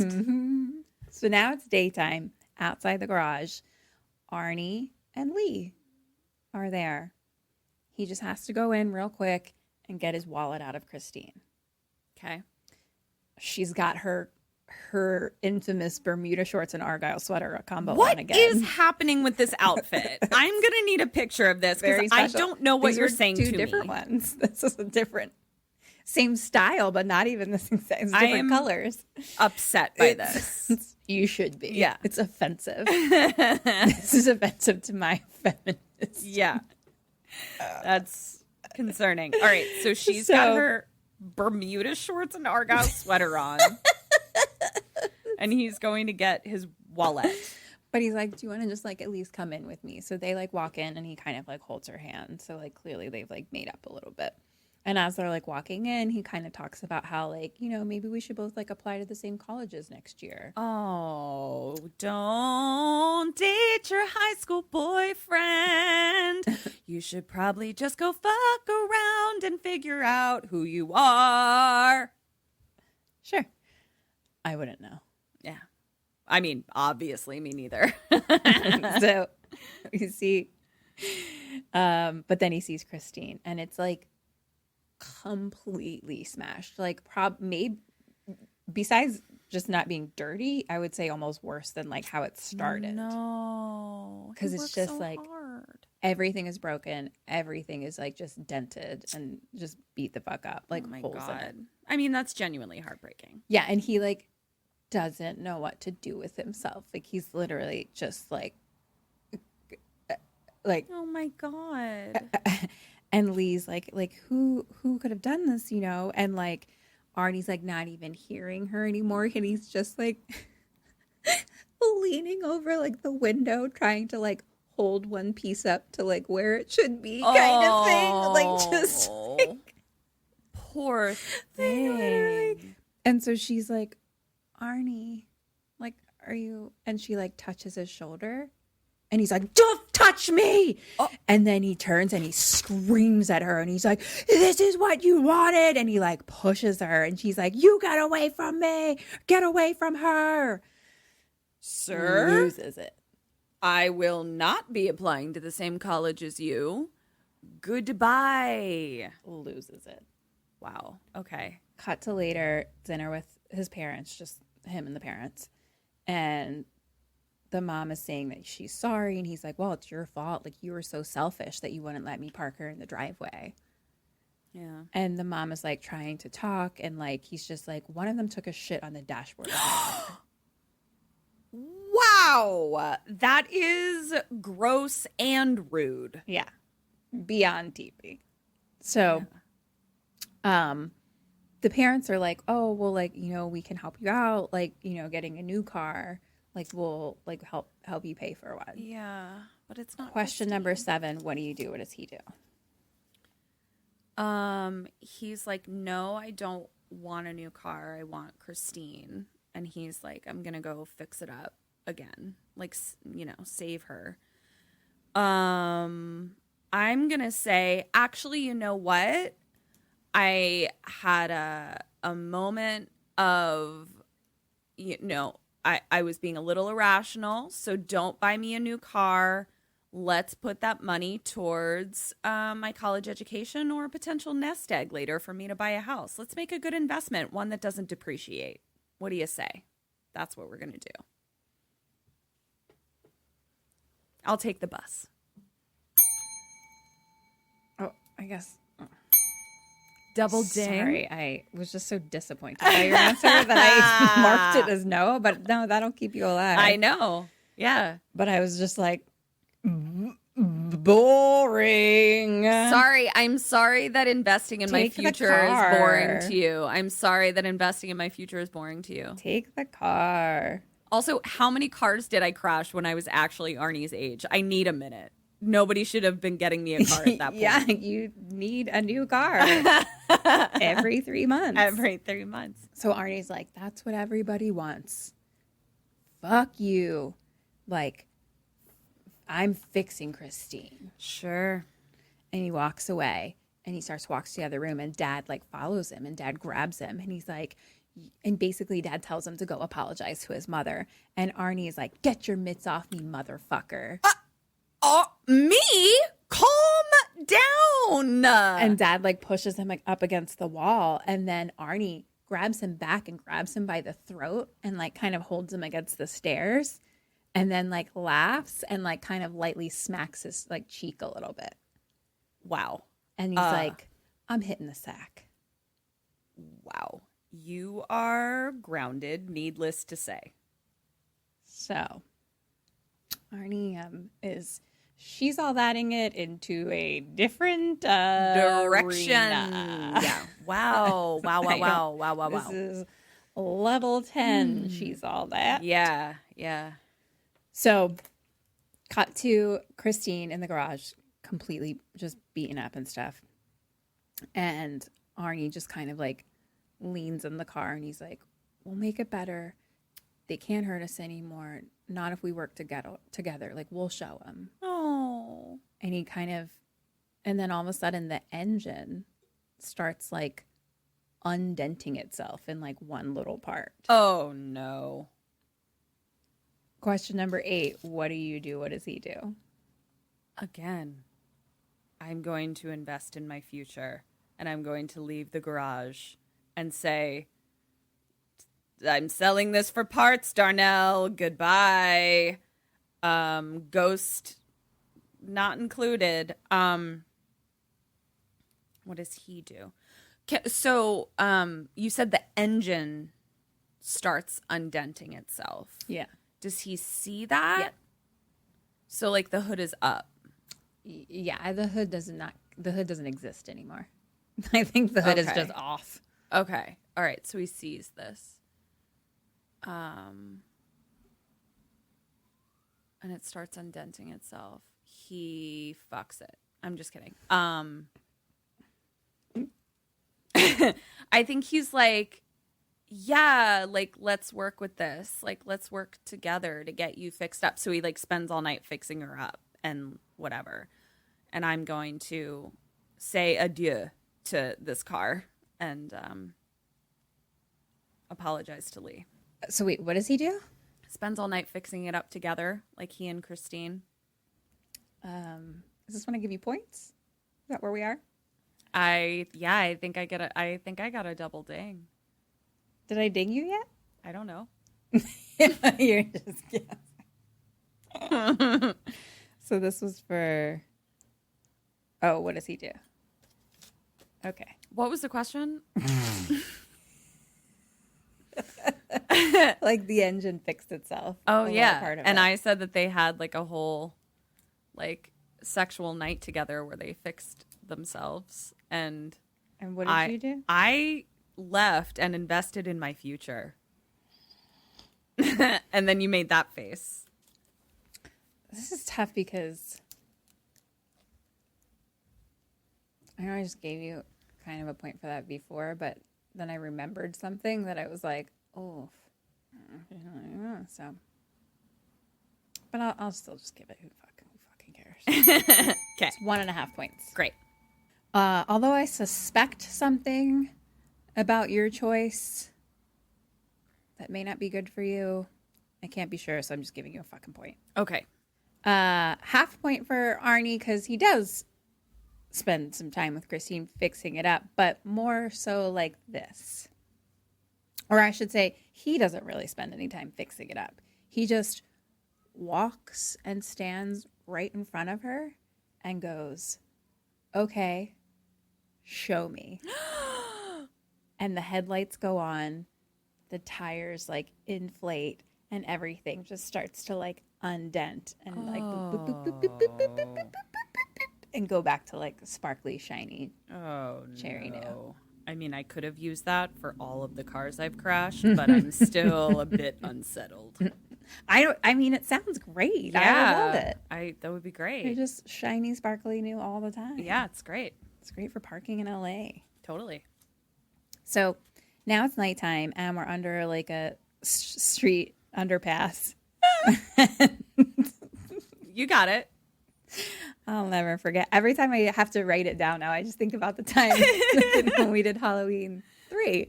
Oh. Wait. We did do Halloween 3. Wait. That was just random. We did Halloween 3? That was Halloween 3. Because remember, Halloween 3 has nothing to do with Michael Myers. Oh, right. Petra and I just had a bathroom break. Our patrons will see this on the video. And we just talked forever about the Halloween movies. And why are we not doing one right now? But we did do Halloween 3. But then we were like, I think we've seen all of them, but maybe not. But we didn't. We haven't. We don't know. Whatever. But that makes sense as to why I didn't remember Halloween 3 as a Halloween. Because there's no Michael Myers in it. Right. What the fuck? So, yeah. Okay, but in that at one point, I was like, so they're under an overpass. And you were like, an underpass? And I was like, yeah. Sure. So it always makes me think of that now. Anyway, some fucking truck stops and lets someone out. It's Mooch. Oh. I don't know what he's doing. And he's at the garage now? No, we're just like in the street. We're just like, it's nighttime in the street of an underpass. Okay. And just Mooch was dropped off. Okay. Pops out of a fucking tractor trailer truck. Great. I don't know what the fuck he's coming from. Like, I don't know. It's the 70s. Maybe he was hitchhiking. Yeah, who knows what the fuck Mooch's deal is. So he's just like walking down the sidewalk and he hears something. And kind of like down the way, he can see what looks like Christine parked there. And then music starts and he looks and the car starts. And like the windshield is kind of like all black and dark, so we can't see who's inside. And the car starts slowly driving towards him and then just stops. And he kind of like gets out into the street, like right in front of the car and is like, hey, Cunningham, like, you aren't mad, are you? Yes, I'm angry. And then basically the headlights come on, the car drives and Mooch starts to run. And he like jumps over a wall. The car kind of like skids against the wall and then like turns around some other way. He's like running on some other street now, like totally scared. And like Christine's following him. And then he like hops a fence over like a warehousey kind of thing. And Christine drives right through the fence. And then he's running down like a tiny kind of skinny alley. And Christine follows, but like it like busts off like her side window side mirrors. Yeah. The windows are there. Just the mirrors. Yeah, just the mirrors. Yeah. And then he kind of goes into like a little corridor. Basically, it's where like the shipping would go. So if like a truck would back up into this little tiny corridor and then there's like a little open door spot. So it's like a little skinnier than the actual car because it's like just for like, it fits just something that small. Got it. So he goes like up against the wall there and Christine like is too big. Like she can't fit in.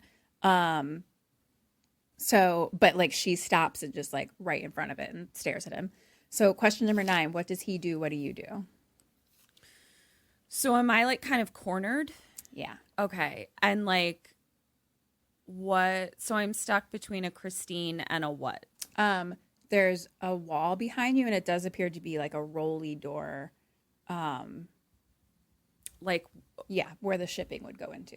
Like Okay. a waist height kind of door, you know what I mean? okay, so she can't get through. So I'm going to try and go through the rolly door, and close it behind me just in case. What does he do? I guess he tries that too. I think he's going to try that as well.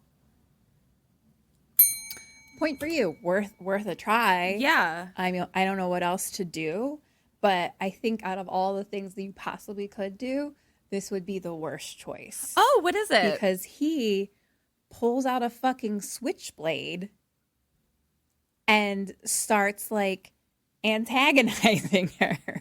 Mooch? Wow. And he's all like, oh, he's like, you're a dead man now, Cunningham. And like holds out the fucking switchblade. What? You're an idiot. Such an idiot. So then Christine just fucking starts driving.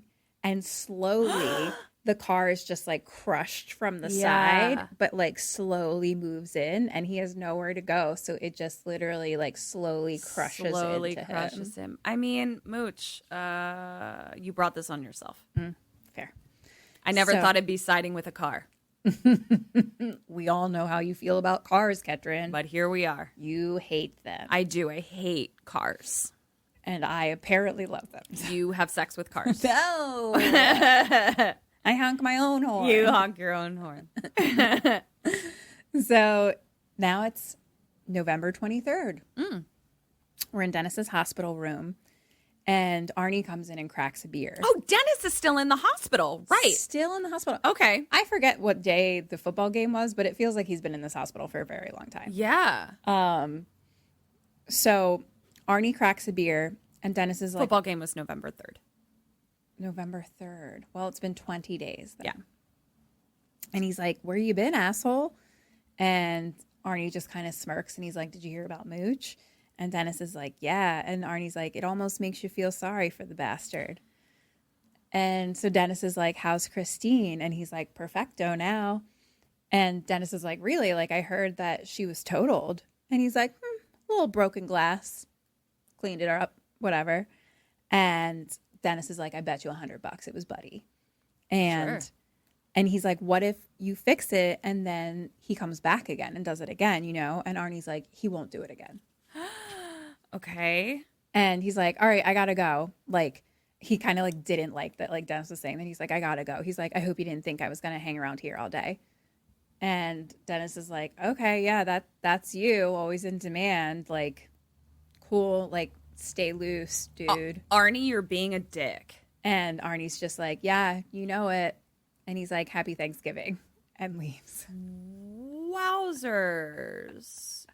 Why am I being such an asshole? So like all of this too, like, you know how normally like they're talking like that and they're like fucking with each other a little bit here Now and there, this you is know what I mean? serious. Like none of this was like their normal friendly interaction. Like Yep. it was all very tense. The entire thing like was just a little like, okay. Yeah. So now we're at school and Arnie is walking to Christine in the parking lot. And again, he's in like a black leather vest now Black leather vest. on top of black everything else. Oh, But no. like, Oh, no. I don't think black leather vests were good at any time. No, like there's unless not you're like unless you have like a Harley Davidson. No, even then, not please appropriate. don't. Yeah. No, I think it's appropriate for them. I'll allow it. Okay. I would like to be presented with some evidence before I make a final Sure. verdict. No problem. I will write you a book report. Great. So then a fucking state police officer detective comes over and Yeah. asks about the bodywork on the car because he's like, I thought it was totaled. And clearly he's been talking to like Arnie's parents, like Arnie's girlfriend, Lee, da da da da. And everybody says that it was like totaled. Fucking totaled. And, you know, that there was like holes in the body. And he's like looking at the car and he's like, I can't even see like where the fills are at. And Arnie starts just being like, oh, yeah, no, like right here, just like pointing at things. Like, don't you see it? Yeah. And he's like, I replaced like certain things, you know, like the door. That's why like the paint doesn't match, you know. And the detective's like, wow, I don't even notice. But Artie just keeps being like, Yeah. there's totally things, see? But Yeah. there's nothing. And the detective is just like, wow, I mean, like, you did a hell of a job. And Arnie just gets in the car, and detective starts like looking at the front of the car. So he's just standing right in front of it. So Arnie like revs the fucking engine. Arnie! And so the detective was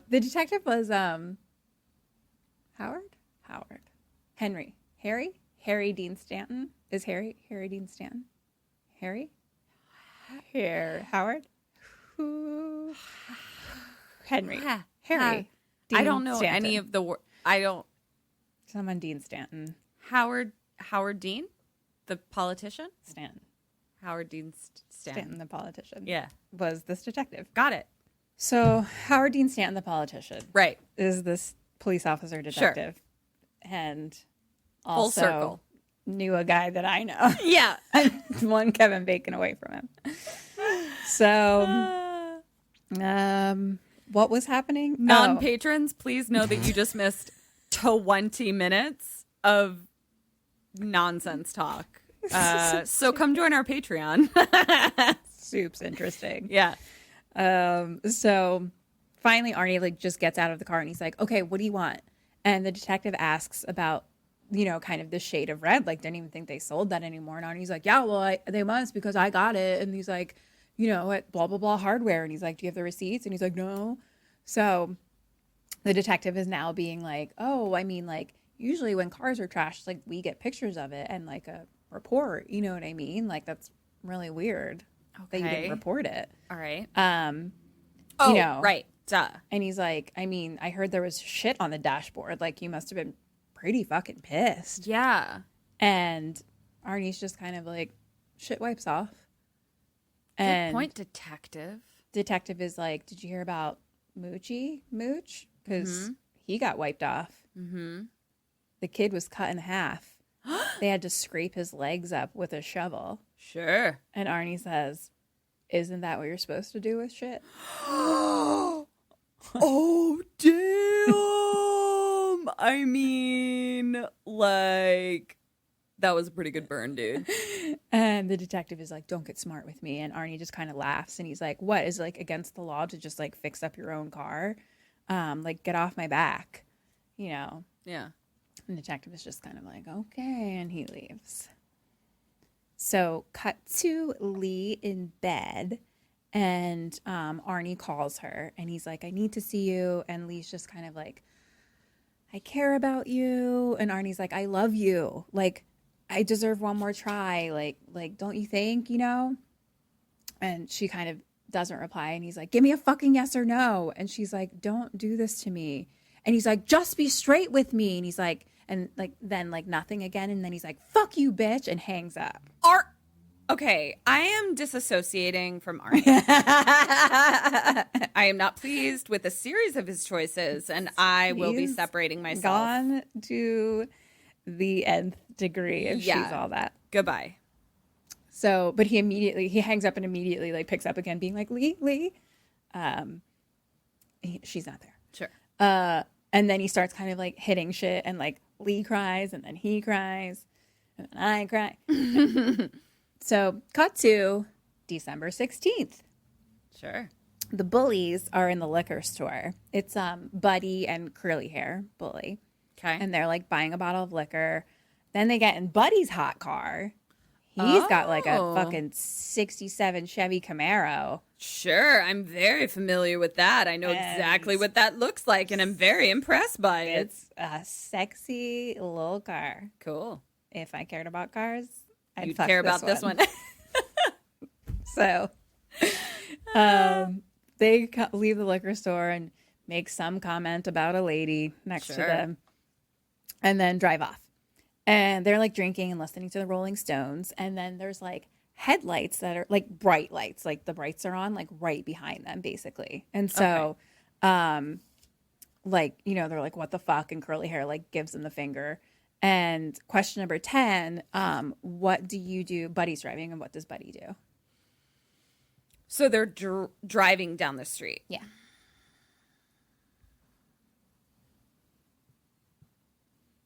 And they're dicks. All right. I am going. Ooh, look at me. I'm going to drive to the police station and pull into the police station. So that I can be like, hey guys, this car's about to kill me. Come fucking deal with it. What do they do? Maybe they like try to like duck down an alley or something. Like they try to be little smartasses about it. Point for you. Thank you. Great answer. Buddy is like, watch this. And so he slams on the brake.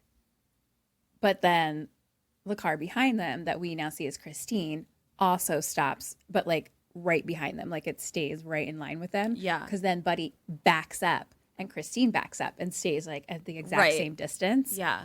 And so then Buddy speeds forward and Christine speeds after. And she's fucking magical, dude. Yeah, Buddy's like making turns and shit, and then like goes.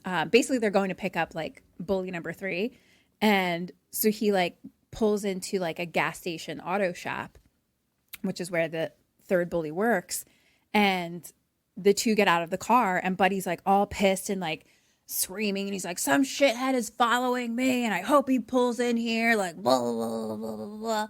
And then Christine pulls in and just slams directly into the fucking Camaro. Nice. And again, the windows are all black, so we can't see inside. And then Christine backs up, and one of the bullies is like, is that Cunningham?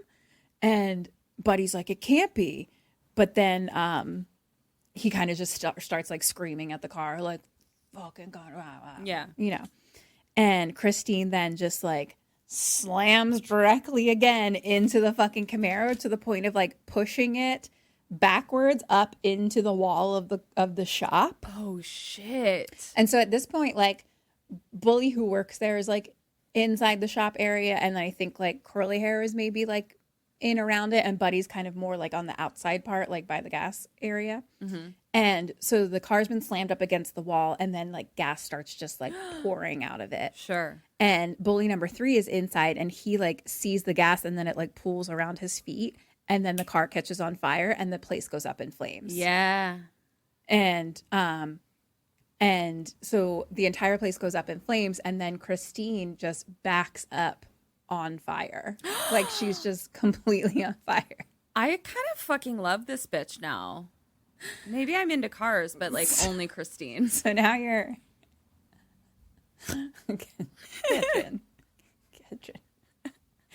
Gretchen. Yes. Gretchen. I love that you've disassociated yourself with Arnie. Yeah. But love Christine now. I'm into the homicidal There's car. a real complicated I'm a complicated lady. it's a complicated rabbit hole to go down there. Yeah. Question number 11. Your buddy. What do you do? What does he do? Where the fuck is Buddy? Is he in the burning car? Where is he? No. He went to the He's standing outside, okay. but his friends have just caught on fire. Caught on fire. Well, like a normal human being, I'm gonna call the fire department. I am. How? There's not phones at the gas station? The gas station's on fire. The whole thing's on fire. Okay, I'll try and pull my friend out of the burning car. No, that might kill me. I'm gonna just see ya. I'm out of here. Also, no one's in the car. They got out of the car. They got out of They the are car. on fire. But just so you know, they are on fire. Okay. I mean, I guess I'll try and like put my friends out. the building is on fire. But didn't you just say my also human friends are on fire? Yeah, they're inside the building. They're You are outside inside the the building. building. They were inside. That was what Okay. I was trying to explain to you before. Okay. Then I'm gonna head out. I'm gonna go. So I also don't catch on fire. And Christine is also on fire, yes? Yes. So I'm gonna hide from Christine somewhere that like a car can't immediately fit. I'm gonna hide from the car. And then what does he do? Does he maybe he like grabs something and starts like beating Christine with a fucking gas station tool of some kind. The end. And so are you are just gonna like how are you doing anything that you do?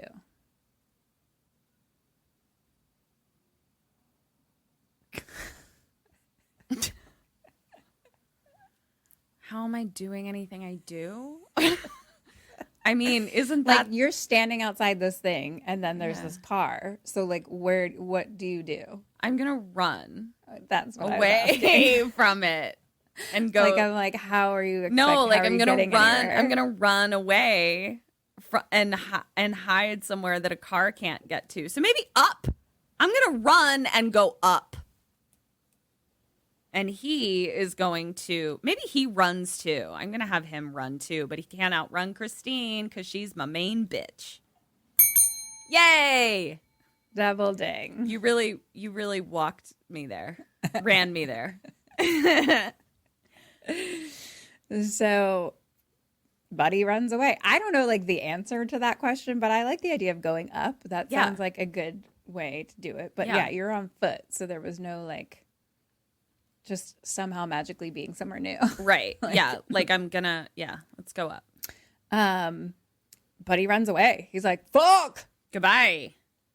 And then Christine drives after him on fire. Yeah. And as she drives away, the gas station like completely blows up. Sure. Like the entire thing. It's just like... So now it's like POV of the road. Just like headlights on the road. And up ahead, we see Buddy running. He's just running straight down a road. Right. And fucking flaming Christine is just following behind him. Yeah. He's running, flaming Christine, running Christine. And then now we just see the back of flaming Christine as it leaves a flaming body on the ground. Oh, she ran that bitch over and caught him aflame. Okay. Cut to Darnell's garage, and he opens up the door.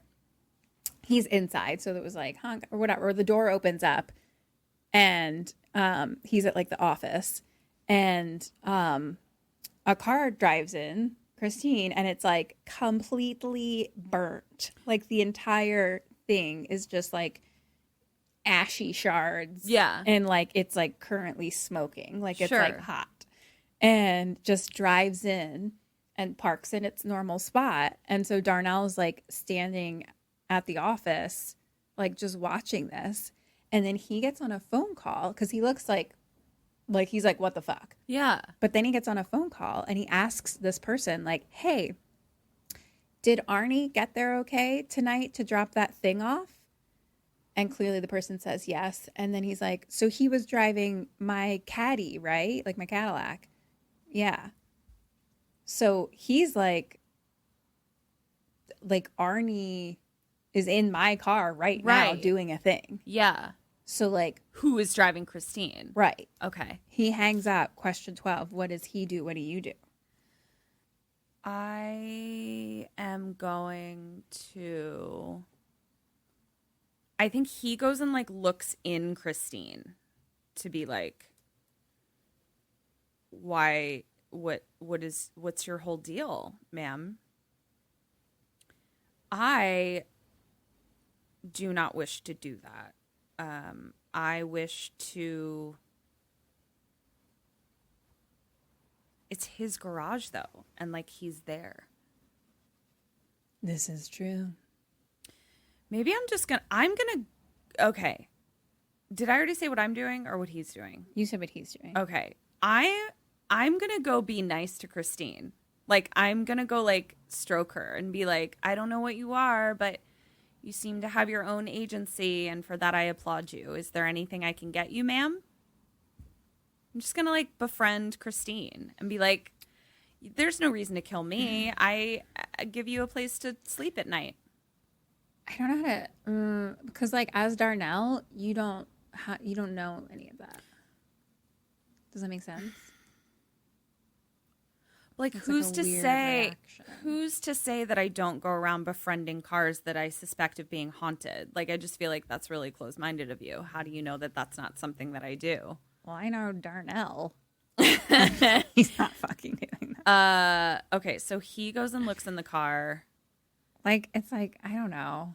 Maybe. I feel like that's an unfair answer because you're getting to answer that from watching the movie, Okay. but not from being. So then I'm gonna call Arnie then and be like, what's the deal with your fucking car? You're not driving it, but it's moving around. The end. I'll give you a point for that. Okay. So, like, he grabs a shotgun. You can't see inside. Like, it's all blacked out. So, like, he assumes someone else is driving it. Like, he doesn't assume that the car's driving itself. Why not? So, he grabs a shotgun, and then he stands in front of it with the fucking gun pointed out. And he's like, okay, come on out. Sure. Like, the ride's over. And he slowly walks towards, like, the door. And he's like, come on out. And he reaches for the handle, and it's, like, super fucking hot. So, he grabs a rag and then opens the door. And now sees that no one is inside. Okay. Now, question 13, what do you do and what does he do? Now he sees that no one is inside. Are there, like, keys in the ignition? No. Okay, I'm no mechanic. Spoiler alert. We've learned. Yeah. I think that he takes something out of the car that makes it go. Like, he's like, I'm going to remove your Carberschnuffler. Right. The old Carberschnuffler. Yeah. Keeps your car running. Yeah. Don't forget to get your Carberschnuffler watch checked out this year. Yeah. So, like, I feel like he, like, because that'll also give him information if he takes the Carberschnuffler out and it, like, still moves. He'll be like, well, this car is haunted. What do? I think I'm gonna call Arnie still and be like, yo, can we, like, have a convo about your car and, like, what's going on with it? I'll give you a point for that. Okay. He just sits inside and, like, looks around at it. Like, And removes no Carberschnuffler. he keeps all the Carberschnufflers intact. Wow. Okay. Yeah. He just sits inside the driver's seat and starts looking around at everything. And then the radio starts playing some 50s music, glowing green. All of a sudden, the door closes. Sure. And locks. And then, very slowly, the seat starts just moving forward and forward and forward and forward, and then squishes him up against the wheel and kills him. But Darnell just gave you a place to crash, Christine. I know, No it's pun intended. Very rude of Christine. Very rude. What is your deal with Darnell? Okay. Also, I do not want to die that way. I hate that. Just crushed between, like, the seat and the steering wheel of your car slowly. Truly hate Just that. very slowly. Yeah. This is the second slow crush she's done. Any sort of slow crush, I'm going to pass on. Oh, yeah. I mean, at least if you're going to crush me, make it quick. Make it quick. Give me a fast crush. Yeah. Yeah. Let's do me in. Uh-huh. So he dies and then the radio turns off. Now it's daytime and there's a bunch of police cars outside of the garage. And so Arnie pulls up in Darnell's Cadillac and runs inside. And there's a bunch of, like, detectives down the way, like kind of where Christine is. But before he can get there, the detective, Howard Dean Stanton, the politician, Yep. comes in and talks to him. And he's, like, asking Arnie, like, where he was last night and all these things. And basically Arnie said that, like, Darnell had him go, like, pick up car parts or whatever from this place. And he, like, shows him a receipt and everything. And the detective's like, why didn't you drop them off here last night then? Like, and Arnie's like, I was tired. Like, ask my mother. Like, and he's like, why are you butting into my life? Fucking teenagers. And the detective replies to that by saying, well, I found your boss dead in the front seat of your car with a shotgun by his side. I mean, yeah, dude. Splain So, yourself. Here I am, bitch. Yeah. So all of a sudden, Arnie goes to look, and we see Christine is like, again, shiny, bright, and sparkly red and not burnt to a crisp. Wow. Yeah. Okay. But all around, there's a bunch of cops like taking pictures and all these things. And the detective says, somebody saw your car riding behind Buddy last night. Repperton, whatever the fuck his name is. Holly. Yes. Excuse me, you're correct. I'm mistaken. And the detective tells him that he's dead too, and so are the other bullies. Guess nobody's going to be trashing your car anymore, eh? I mean, when you're right, you're right. And Howard Arnie's being a like, politician. all I know is that, like, I need to drop off these car parts, and that school starts in a half hour. So, yeah. Like, he's like, I don't know what's going on. Like, I'm sorry. Yeah. Okay. And he seems like pretty genuine about that. Yeah. And so, cut to later, Lee is calling Dennis, who's now at home, fucking finally. Oh, great. Still with a broken leg. But she wants to come over and talk to him. And Dennis is like, about Arnie? And Lee says, about Christine. Oh, my. So she comes over and they're talking. And she's scared for Arnie. And Dennis. Dennis, not Darnell. Darnell's dead. Dennis tells her about the daughter who choked in it. And Lee is like, oh my gosh, like, I thought that I was going to be next. I almost choked in it. Da, da, da, da. And he like hugs her. And Dennis tells her, like, Arnie would never do anything like that. And Lee's like, I don't think it's Arnie. Like, it's that car. Right. So basically, I guess it's New Year's Eve. So Dennis is going to be going to Arnie's for New Year's. They do it every year. They go to like his parents' house. His parents will be there. So he's just going to, like, you know, get him alone and like get him to talk to me. Mm-hmm. And Lee's like, what if the car doesn't let him? Oh, gosh. Question 14. What is their plan? What's his reply to that? He's like, then we... And what do you do? If the car won't let you get to Arnie, speak to Arnie the way you need to, what are you going to do? And what are they going to do? So, I mean, a car is still a car shaped. It is shaped like a Object. car. Correct. And it's large, like a size of a car. The size of a car. That's correct. It's not a Hot Wheel. Right. So, but they're going to Arnie's for New Year's Eve.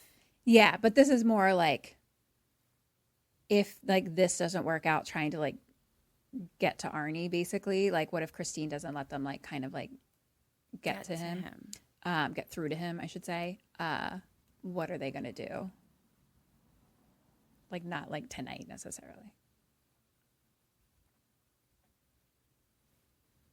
Let me just ask one more question. Mm-hmm. When you say get through to him, are you saying like physically allow them to speak to him, or like mentally get through to him? Mentally get through to him, yeah. Or something. Like, yeah, like what if she just doesn't allow?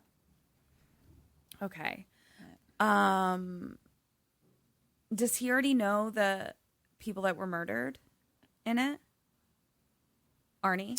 I don't think he knows any of them. He knows. Okay. Yeah, I don't think he does. Okay.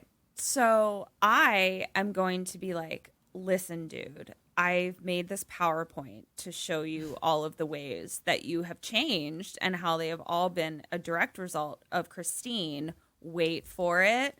Christine also had a bunch of people die in it. So I think you have some bad juju. Let's like sage this shit and also like have like an adult conversation about how your car is haunted. And let's talk about it. Maybe we can like exercise your car. Like, let's just like deal with it on its own, you know, because I also don't want to like piss off the car. What did they do? They decide that they're going to like steal the car and drive it into a lake or something. I'll give you 1.5 points. Merci. So I would think driving the car, like the idea is on the path, but he's basically like, then we destroy it. Just sure. Yeah. Destroy it. So it's nighttime, and so they just got done talking, and so Lee's leaving Dennis's house, but as she's like crossing the street, she sees headlights coming and like hides behind a tree and watches. And it's Christine with 50s music playing, stops out front and honks the horn. Dennis comes out on crutches, and then like they have a little friendly back and forth about like the crutches. Dennis jokes about the car, and like Arnie's like, hey, be careful, she's sensitive. And so Dennis like apologizes to Christine, but like in a friendly, bantery way. Yeah. And so Lee watches them drive off. So now we're driving down the road, and Arnie is like starting to look a little rough.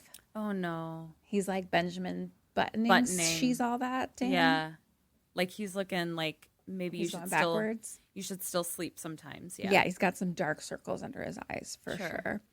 And he's like driving pretty fast, pushing 90, drinking beer. Oh no, and Arnie. He's like, tells Dennis to grab a beer, and he's like, a toast to death, to the death of all the shitters of the world of 1979. Sir. And Dennis is like, I can't drink to that, dude. Like, how about to us and like friendship? Yeah.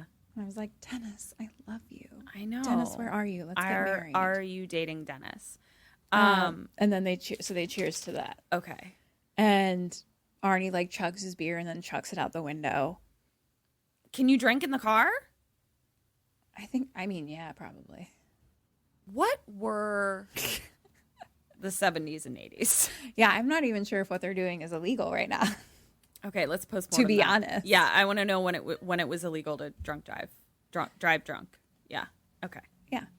And then like, so Arnie's just being kind of like a little reckless and stuff, and he's like takes his hand off the wheels and stuff like that. Oh and, my like, God, I'm so not impressed. Dennis like tries to grab it, and he's like, don't be scared, and like, whatever. And Dennis is like, no, like I'm scared for you, man. Like, what's happened to you with this fucking car? Yeah. And he's like being really genuine. Like, I just love Dennis. He's a great character. I love that. I love it. And he seems like really in touch with his like feelings. Yeah, he's like a good dude. Yeah. And like a really good friend, and seems like a nice, genuine guy. I'm into this for you. I love this journey for you. You and Dennis. Gosh. Dennis. So I won't be hunking alone anymore. Let's go to the drive-in. But yeah, Dennis asks him that, and then Arnie's like, don't be jealous. And he's like, look, we'll always be friends as long as you stick with me. You know what happens to the shitters who don't, though. Arnie. And Dennis is like, tells Arnie that he's on his side and that he cares about him. Yeah. And Arnie just laughs and starts talking about beer or something. And Dennis is like, did you even hear me? And Arnie's like, yeah, love, whatever, love eats everything. And now he has like crazy eyes. And he's like, it eats friendship and family. Like, it kills me how much it eats. But if you feed it right, oh, it's beautiful. Like, when someone believes in you, you can do anything. And if you believe in them back, like, watch out, world, because nobody can stop you. And Dennis is like, wow, like, you feel this way about Lee? And Arnie just laughs. And he's like, no, Christine. Oh, dear me. This is like the lady that married the Eiffel Tower. And so Arnie like slams on the gas now. He's flying and then drives into like the oncoming traffic lane and basically plays chicken with someone coming in the other direction. And it's just like, ah. I hate this. And then he's like, there's nothing finer than being behind the wheel of your own car. Nah, I can think of a couple things. Except maybe. Take a guess. Having someone else honk your horn. Killing someone. Pussy. Got it. I got that right. Pussy. Yeah. Yeah. This is what I was like, I really want to remake this movie, but just switch all the gender. Yes. And then it's just like me and you. And I'm just like, it's just like when you believe in someone and then someone believes in you, you can just take over the fucking world. Oh my God. And I'm like, there's nothing better than this. Nothing better than maybe a deep dickhead. I love this. Let's make this movie. Let's remake Christine with you and me as Arnie and Dennis. Christopher? Yes. Oh my God, this is great. Okay. So, okay, now it's daytime and we're in the school parking lot and Dennis scratches, like keys into, like no one else is around, and he keys into the roof of Christine's, or the hood, I should say, Darnell's Tonight. Okay. And at this point, he finally has no more crutches. He just has like a brace around his thing, and he's still kind of limpy, but goes into his car and pulls away. Yeah. So now it's nighttime. Okay. And Dennis is climbing in the window of Darnell's garage and then goes and opens the door for Lee outside. Okay. So she goes in and they leave the car garage door open, and it's all kind of like empty in there now. Like they cleaned the place out. Yeah. And he's like, it's kind of spooky actually. Yeah. So Lee shows Dennis like the spot where Christine is like normally where she used to be parked at. Like basically it seems like the garage is maybe shut down now. Sure. Because Darnell's dead. Yes. Yeah. So Dennis goes outside. There's still kind of like junkyard, I guess, outside. So Dennis like hot wires a bulldozer. Of course. And I was like, Dennis, Good for you. Yeah. let's make out. Oh my God. Now I'm just picturing like you hot wiring a bulldozer. Like this is so much fun. I love this. Let's remake this. This is so fun. This would be so fun. Like of all the movies we've done, I never fucking thought that we'd remake the one about a car, which is like the least interesting thing I can possibly think of for me. But I'm like, let's do this. It's going to be a great acting exercise. It really is. Yeah.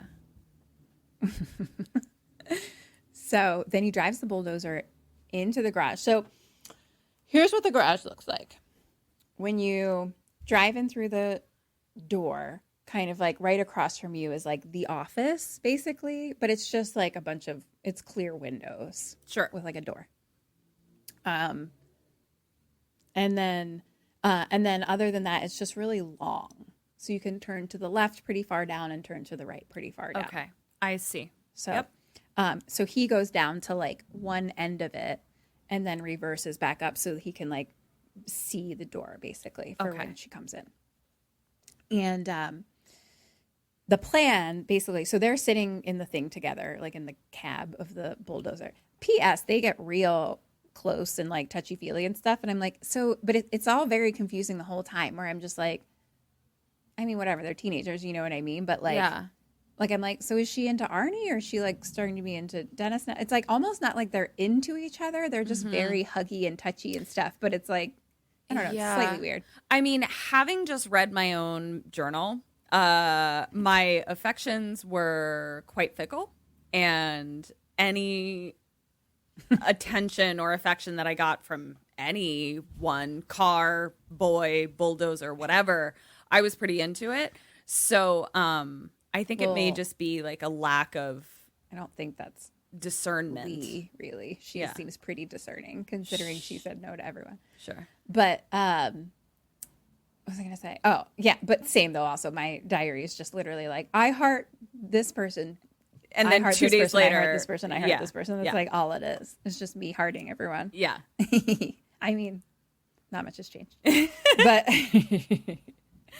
so yeah, I don't know what was supposed to be happening there. Sure. If it was like, but it did, I don't know. It was very weird because it didn't actually feel like it was necessarily going in that way. Right. Just because like she's sitting on his lap in the bulldozer, but that's also just because it's tight quarters, you know, and but they just hug a lot. I don't know. And it's like also the 80s, so it's, yeah. Okay. Hard to say. Whatever. Yeah. I mean, it's a fucking moot point. It doesn't matter anyway. So, I think at this point, they're still both care about Arnie. Okay. At the end of the day, which is why I was confused, I guess, why they seemed so huggy. Sure. So, okay, their plan. Oh, yeah, their plans. So they like they're in a fucking bulldozer. So they're sitting in the bulldozer, and Dennis is like, okay, Lee, you're going to go into the office, and when Christine comes in, you hit the button so that way the garage door closes and she'll be trapped. Okay. And Lee's like, well, what if he doesn't come? And Dennis says, Christine will. Christine will be here. Because that bitch is an independent lady. Mm-hmm. So now they see headlights outside, and they're like, oh, shit. And then the person ends up just reversing. Like, it was just someone turning around, and they were like, oh, gosh. So Lee now gets out of the bulldozer and starts to walk to the office. And she's, like, slowly walking, like, past, like, the open door, you know. Headlights! Ah! From the other end of the fucking garage. No, how did she get in there? Christine is there under, like, a pile of boxes or some shit like that. Oh, no. Like, she's been hiding there the whole time. Oh, no. Oh, no. So her headlights come on and then flies towards Lee. Christine does. Shit. And so Lee starts running towards the office door. It's like padlocked. So then she like runs a bit more and like grabs something above her and like lifts her legs up. So like Christine like flies underneath her. So then she falls on the ground. And so now Dennis turns on the do that. the I have no bulldozer. upper body Oh strength. yeah, I'd be dead. Yeah. Immediately. So Dennis turns on the bulldozer and Lee gets up and Christine starts to like kind of back up and like turn around. Like, I don't know. She's down the other end dealing. Yeah. She ran into some other car, blah, blah, blah. She's doing her whole thing. She has got a thing going on over there. But so at this point now, Lee is backed up against a wall kind of near where the bulldozer is. Mm-hmm. Thought this was an interesting and great choice. So question 15, what does Dennis do and what do you do? And your goal right now is to protect Lee. So I'm in the bulldozer. And, okay, I'm Dennis. I'm in the bulldozer. And Lee is stuck between a wall and a Christine. Correct? It's kind of unclear exactly. It seems like Christine is down one end and Lee is kind of against the wall by you. But I'm in a bulldozer. Mm-hmm. I'm gonna scoop that bitch up in my little bulldozy together. Let's scoopy scoop. Let's scoopy scoop.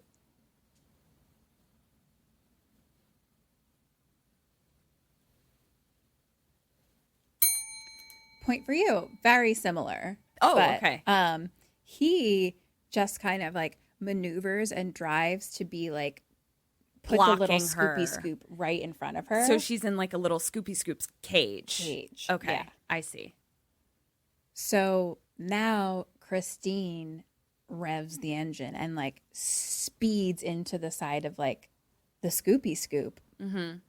But can't get through. You can't get through those scoopy scoops. She's protected.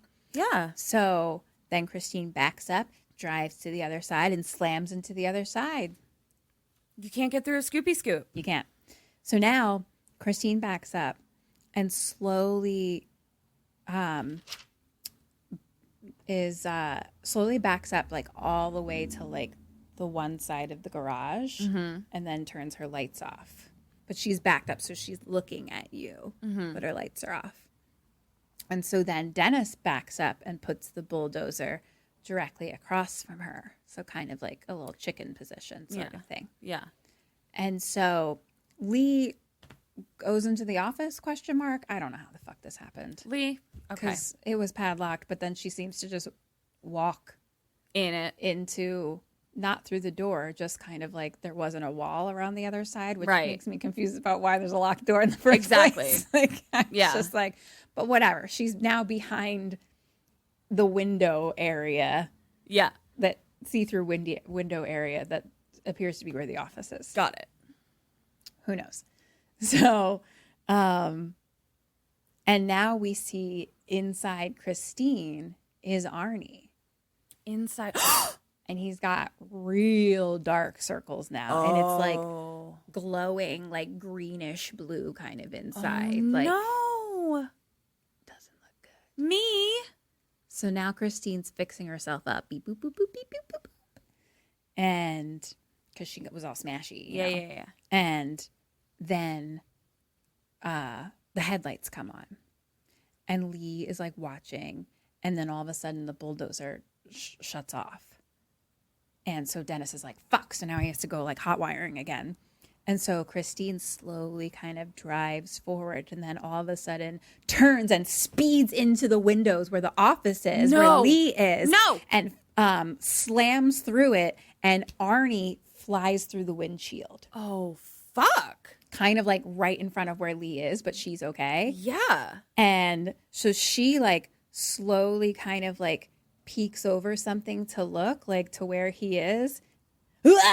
He jumps up with like blood and glass all over his face and like kind of like hugs her almost. And it's just like, and then like falls to the ground. And he lays on the ground and there's just this big, huge shard of glass like in his gut. Oh, no. That he pulls out. And Lee is just freaking the fuck out. Yeah. And Arnie just reaches up to the little front, what's that called? Bumper? Fender? Yeah. Those aren't the words I was looking for, but that. Uh-huh. And then. Grill? Grill. Got it. A little front grill. Yeah. With the little. Her mouth. Her little mouth. Yeah. And just caresses Christine. Oh, man. And then dies. Sure. And Christine's headlights go out. Okay. Question 16. You are now Lee. What do you do? What does she do? I don't. Am I going through all of this for a fucking car? Like I don't care about cars. I don't care. Why is this happening? I am lighting this bitch on fire and leaving. Goodbye. You don't have an owner now. I feel like you're kind of like the Elder Wand, and that it's like, you know, I'm going to make sure you don't have another owner because the power is within the transference of possession. So I'm going to do that. I'm going to be like, Dennis, let's go honk each other's horns. But first, let's destroy this bitch. How are you destroying it? I'm going to bulldoze it. He's going to hotwire it. So we're going to bulldoze it and then light it on fire. That's what we're going to do. I don't know why we'd have this bulldozer in this movie if we weren't going to use it. So I think she's going to get it, or he's going to get it hotwired. And then they're going to like drive over it like a fucking monster truck fucking show.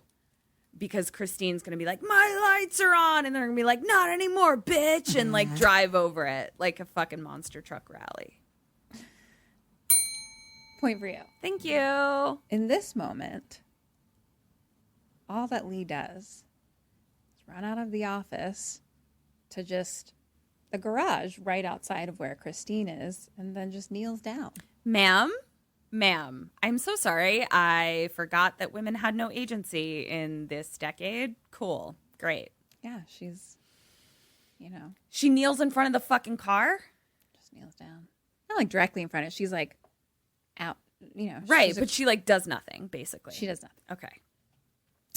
At this point, the bulldozer does start again. And Dennis kind of like pops his head out to like look at Lee, and Lee tells him that Arnie's dead. And then all of a sudden music starts. I'll forever love you. 50s music. La, la, la. I love that song. Christine starts up again. I told you. And then immediately backs up directly right at fucking Lee. Yeah. No one's surprised. Not a soul. No one's surprised, Lee. Why the fuck did you just sit there? That's fucking insane. So Lee runs out of the way, and Christine's ends up like crashing, like kind of like she slides against a pole a little bit. So then Dennis drives the bulldozer like right onto her side. So now she's smushed between like a pole and a bully. And so but then Christine like drives out of it slowly. Like she's like, she just scooches her way out. She just take a hint. Scooches on out. So now at the one of the ends of the long ends of the garage, Lee is just against a wall at that end. Like, Christine, get out of. Yeah. No, Christine, you chill out. Lee, get out of here. Lee, there was so many things you could have done. Yeah. And instead you kneeled down in front of the car and then just ran to another wall. Wow. You just cornered yourself again. Wow. So anyway, that's where she is. And so Christine like slowly drives towards her, but Dennis is like behind and he lifts up the what do you call it? Grill fender. Dennis is in the bully dozer. Oh, the scoop. The Scoopy Scoop. Yeah. So he lifts up the Scoopy Scoop and then like just puts it down like into the back of Christine. I like this. So now he's kind of got like a claw hand on her. Sure. A little bit. Yeah. So she's still trying to drive. But he's like riding behind her. Cars are so stupid.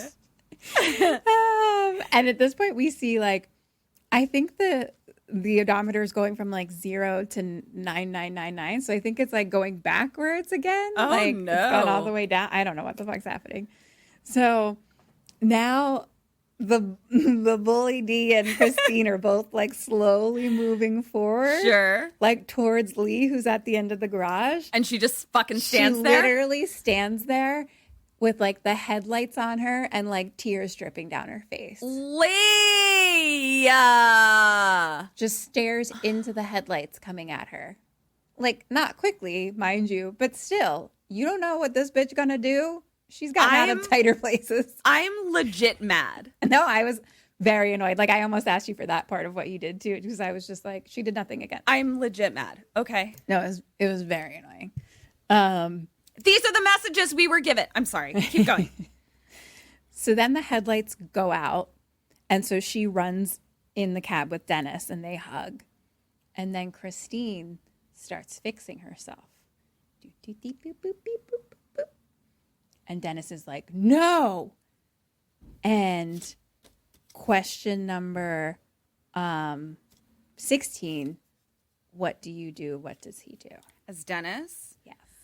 All right, so she's fixing herself, but I've still got my You're in the bully D. bully D, and it's like clawed into her. Yeah. I'm a fucking... Oh, my neighbors. Yeah. Come on. I'm not done with this bitch. I'm gonna fucking bully D this bitch a lot. Like, I'm just gonna go like this with the teeth into her body a ton and like sever her. Like, I'm going to put her in two different, like, I'm going to crunch her in half for sure.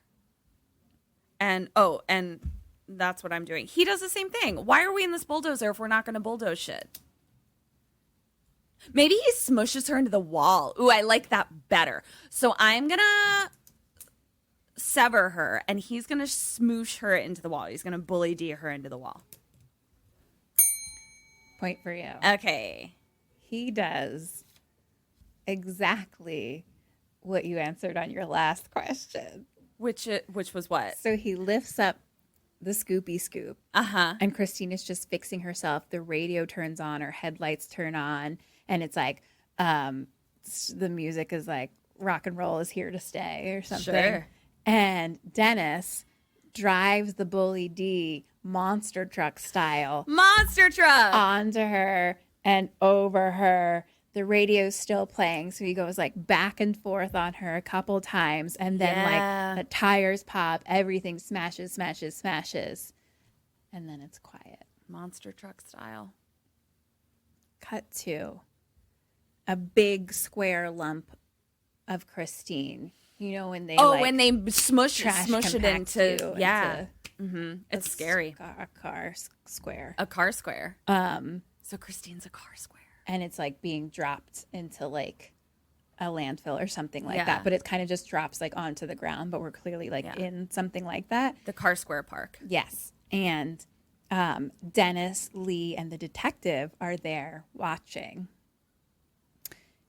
Somehow Dennis is on crutches with a big cast again, so I don't know what's going on there. There seemed to be a little bit of a continuity issue. Yeah. And so the detective is like, "You two are heroes, really." And Dennis is like, "A real hero could have saved Arnie." Arnie, wasn't your fault, man. You can only help people as far as they want to help themselves. And Lee's like, "Yeah, we didn't do so hot." And detective said, "You know, there's some things that can't be helped. Some people too." And they're That's like, what I just fucking said. "Exactly. You're the same as Howie Dean Stanton, the politician." Yeah. And they're like, "Yeah." And then we hear 50s music play. And they all stare at the Christine box. And then behind her, some like worker guy is like walking by with a boombox with like music playing. Oh gosh. And just kind of like looks at them. You. And he walks away and the music goes away. And Lee's like, "God, I hate rock and roll." And then there's just like a slow zoom into the Christine box. And then we see one teeny tiny piece of metal move a teensy bit. Shoot. Banana. Bad banana bad banana bad to the bone. I love it. Credits. Kim, that was fucking great. That's fun, right? Also, more of the story is we're redoing the movie. And we're redoing the movie, and also like don't get so into cars because they'll kill you. They will kill you. Total my points. Hey, Sammys. So, as you've heard, we have a Patreon, and we have some amazing BoneCon happening over there. That's bonus content. BoneCon all the time. We are constantly updating our benefits, and we would love for you guys to come hang out with us over there. And we actually have some deals going on right now if you join soon. Join by October 31st, and you'll be entered to win a custom handmade Funko Pop of Kim and Ket. So, Sammys, what are you waiting for? Come on. Come over to Patreon. We're all hanging out. Goodbye. We're all gonna stay alive.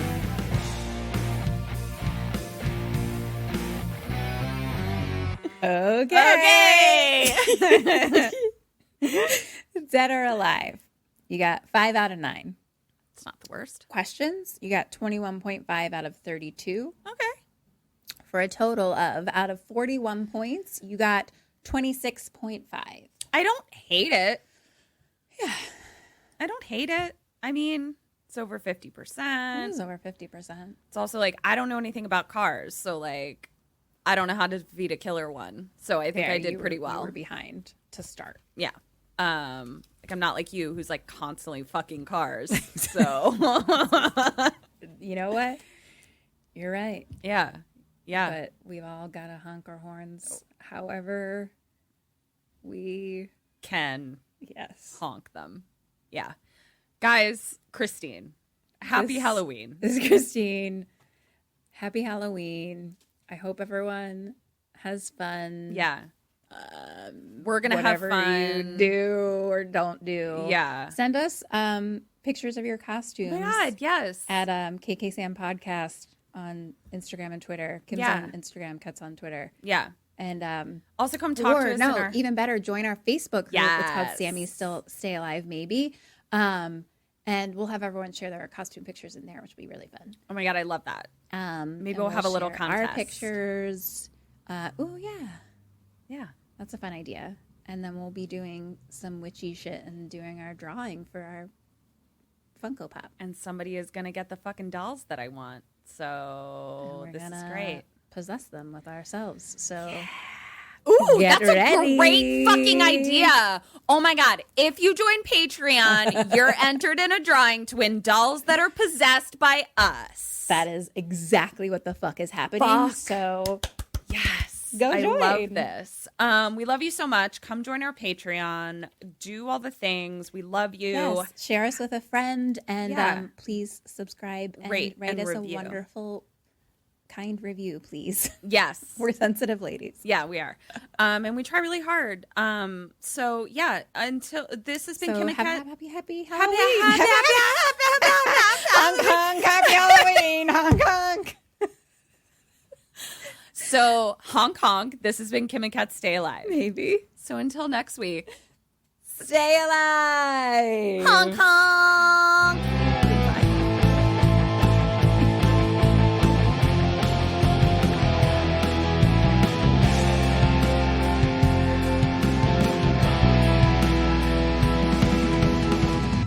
Ghosted me. I'm done.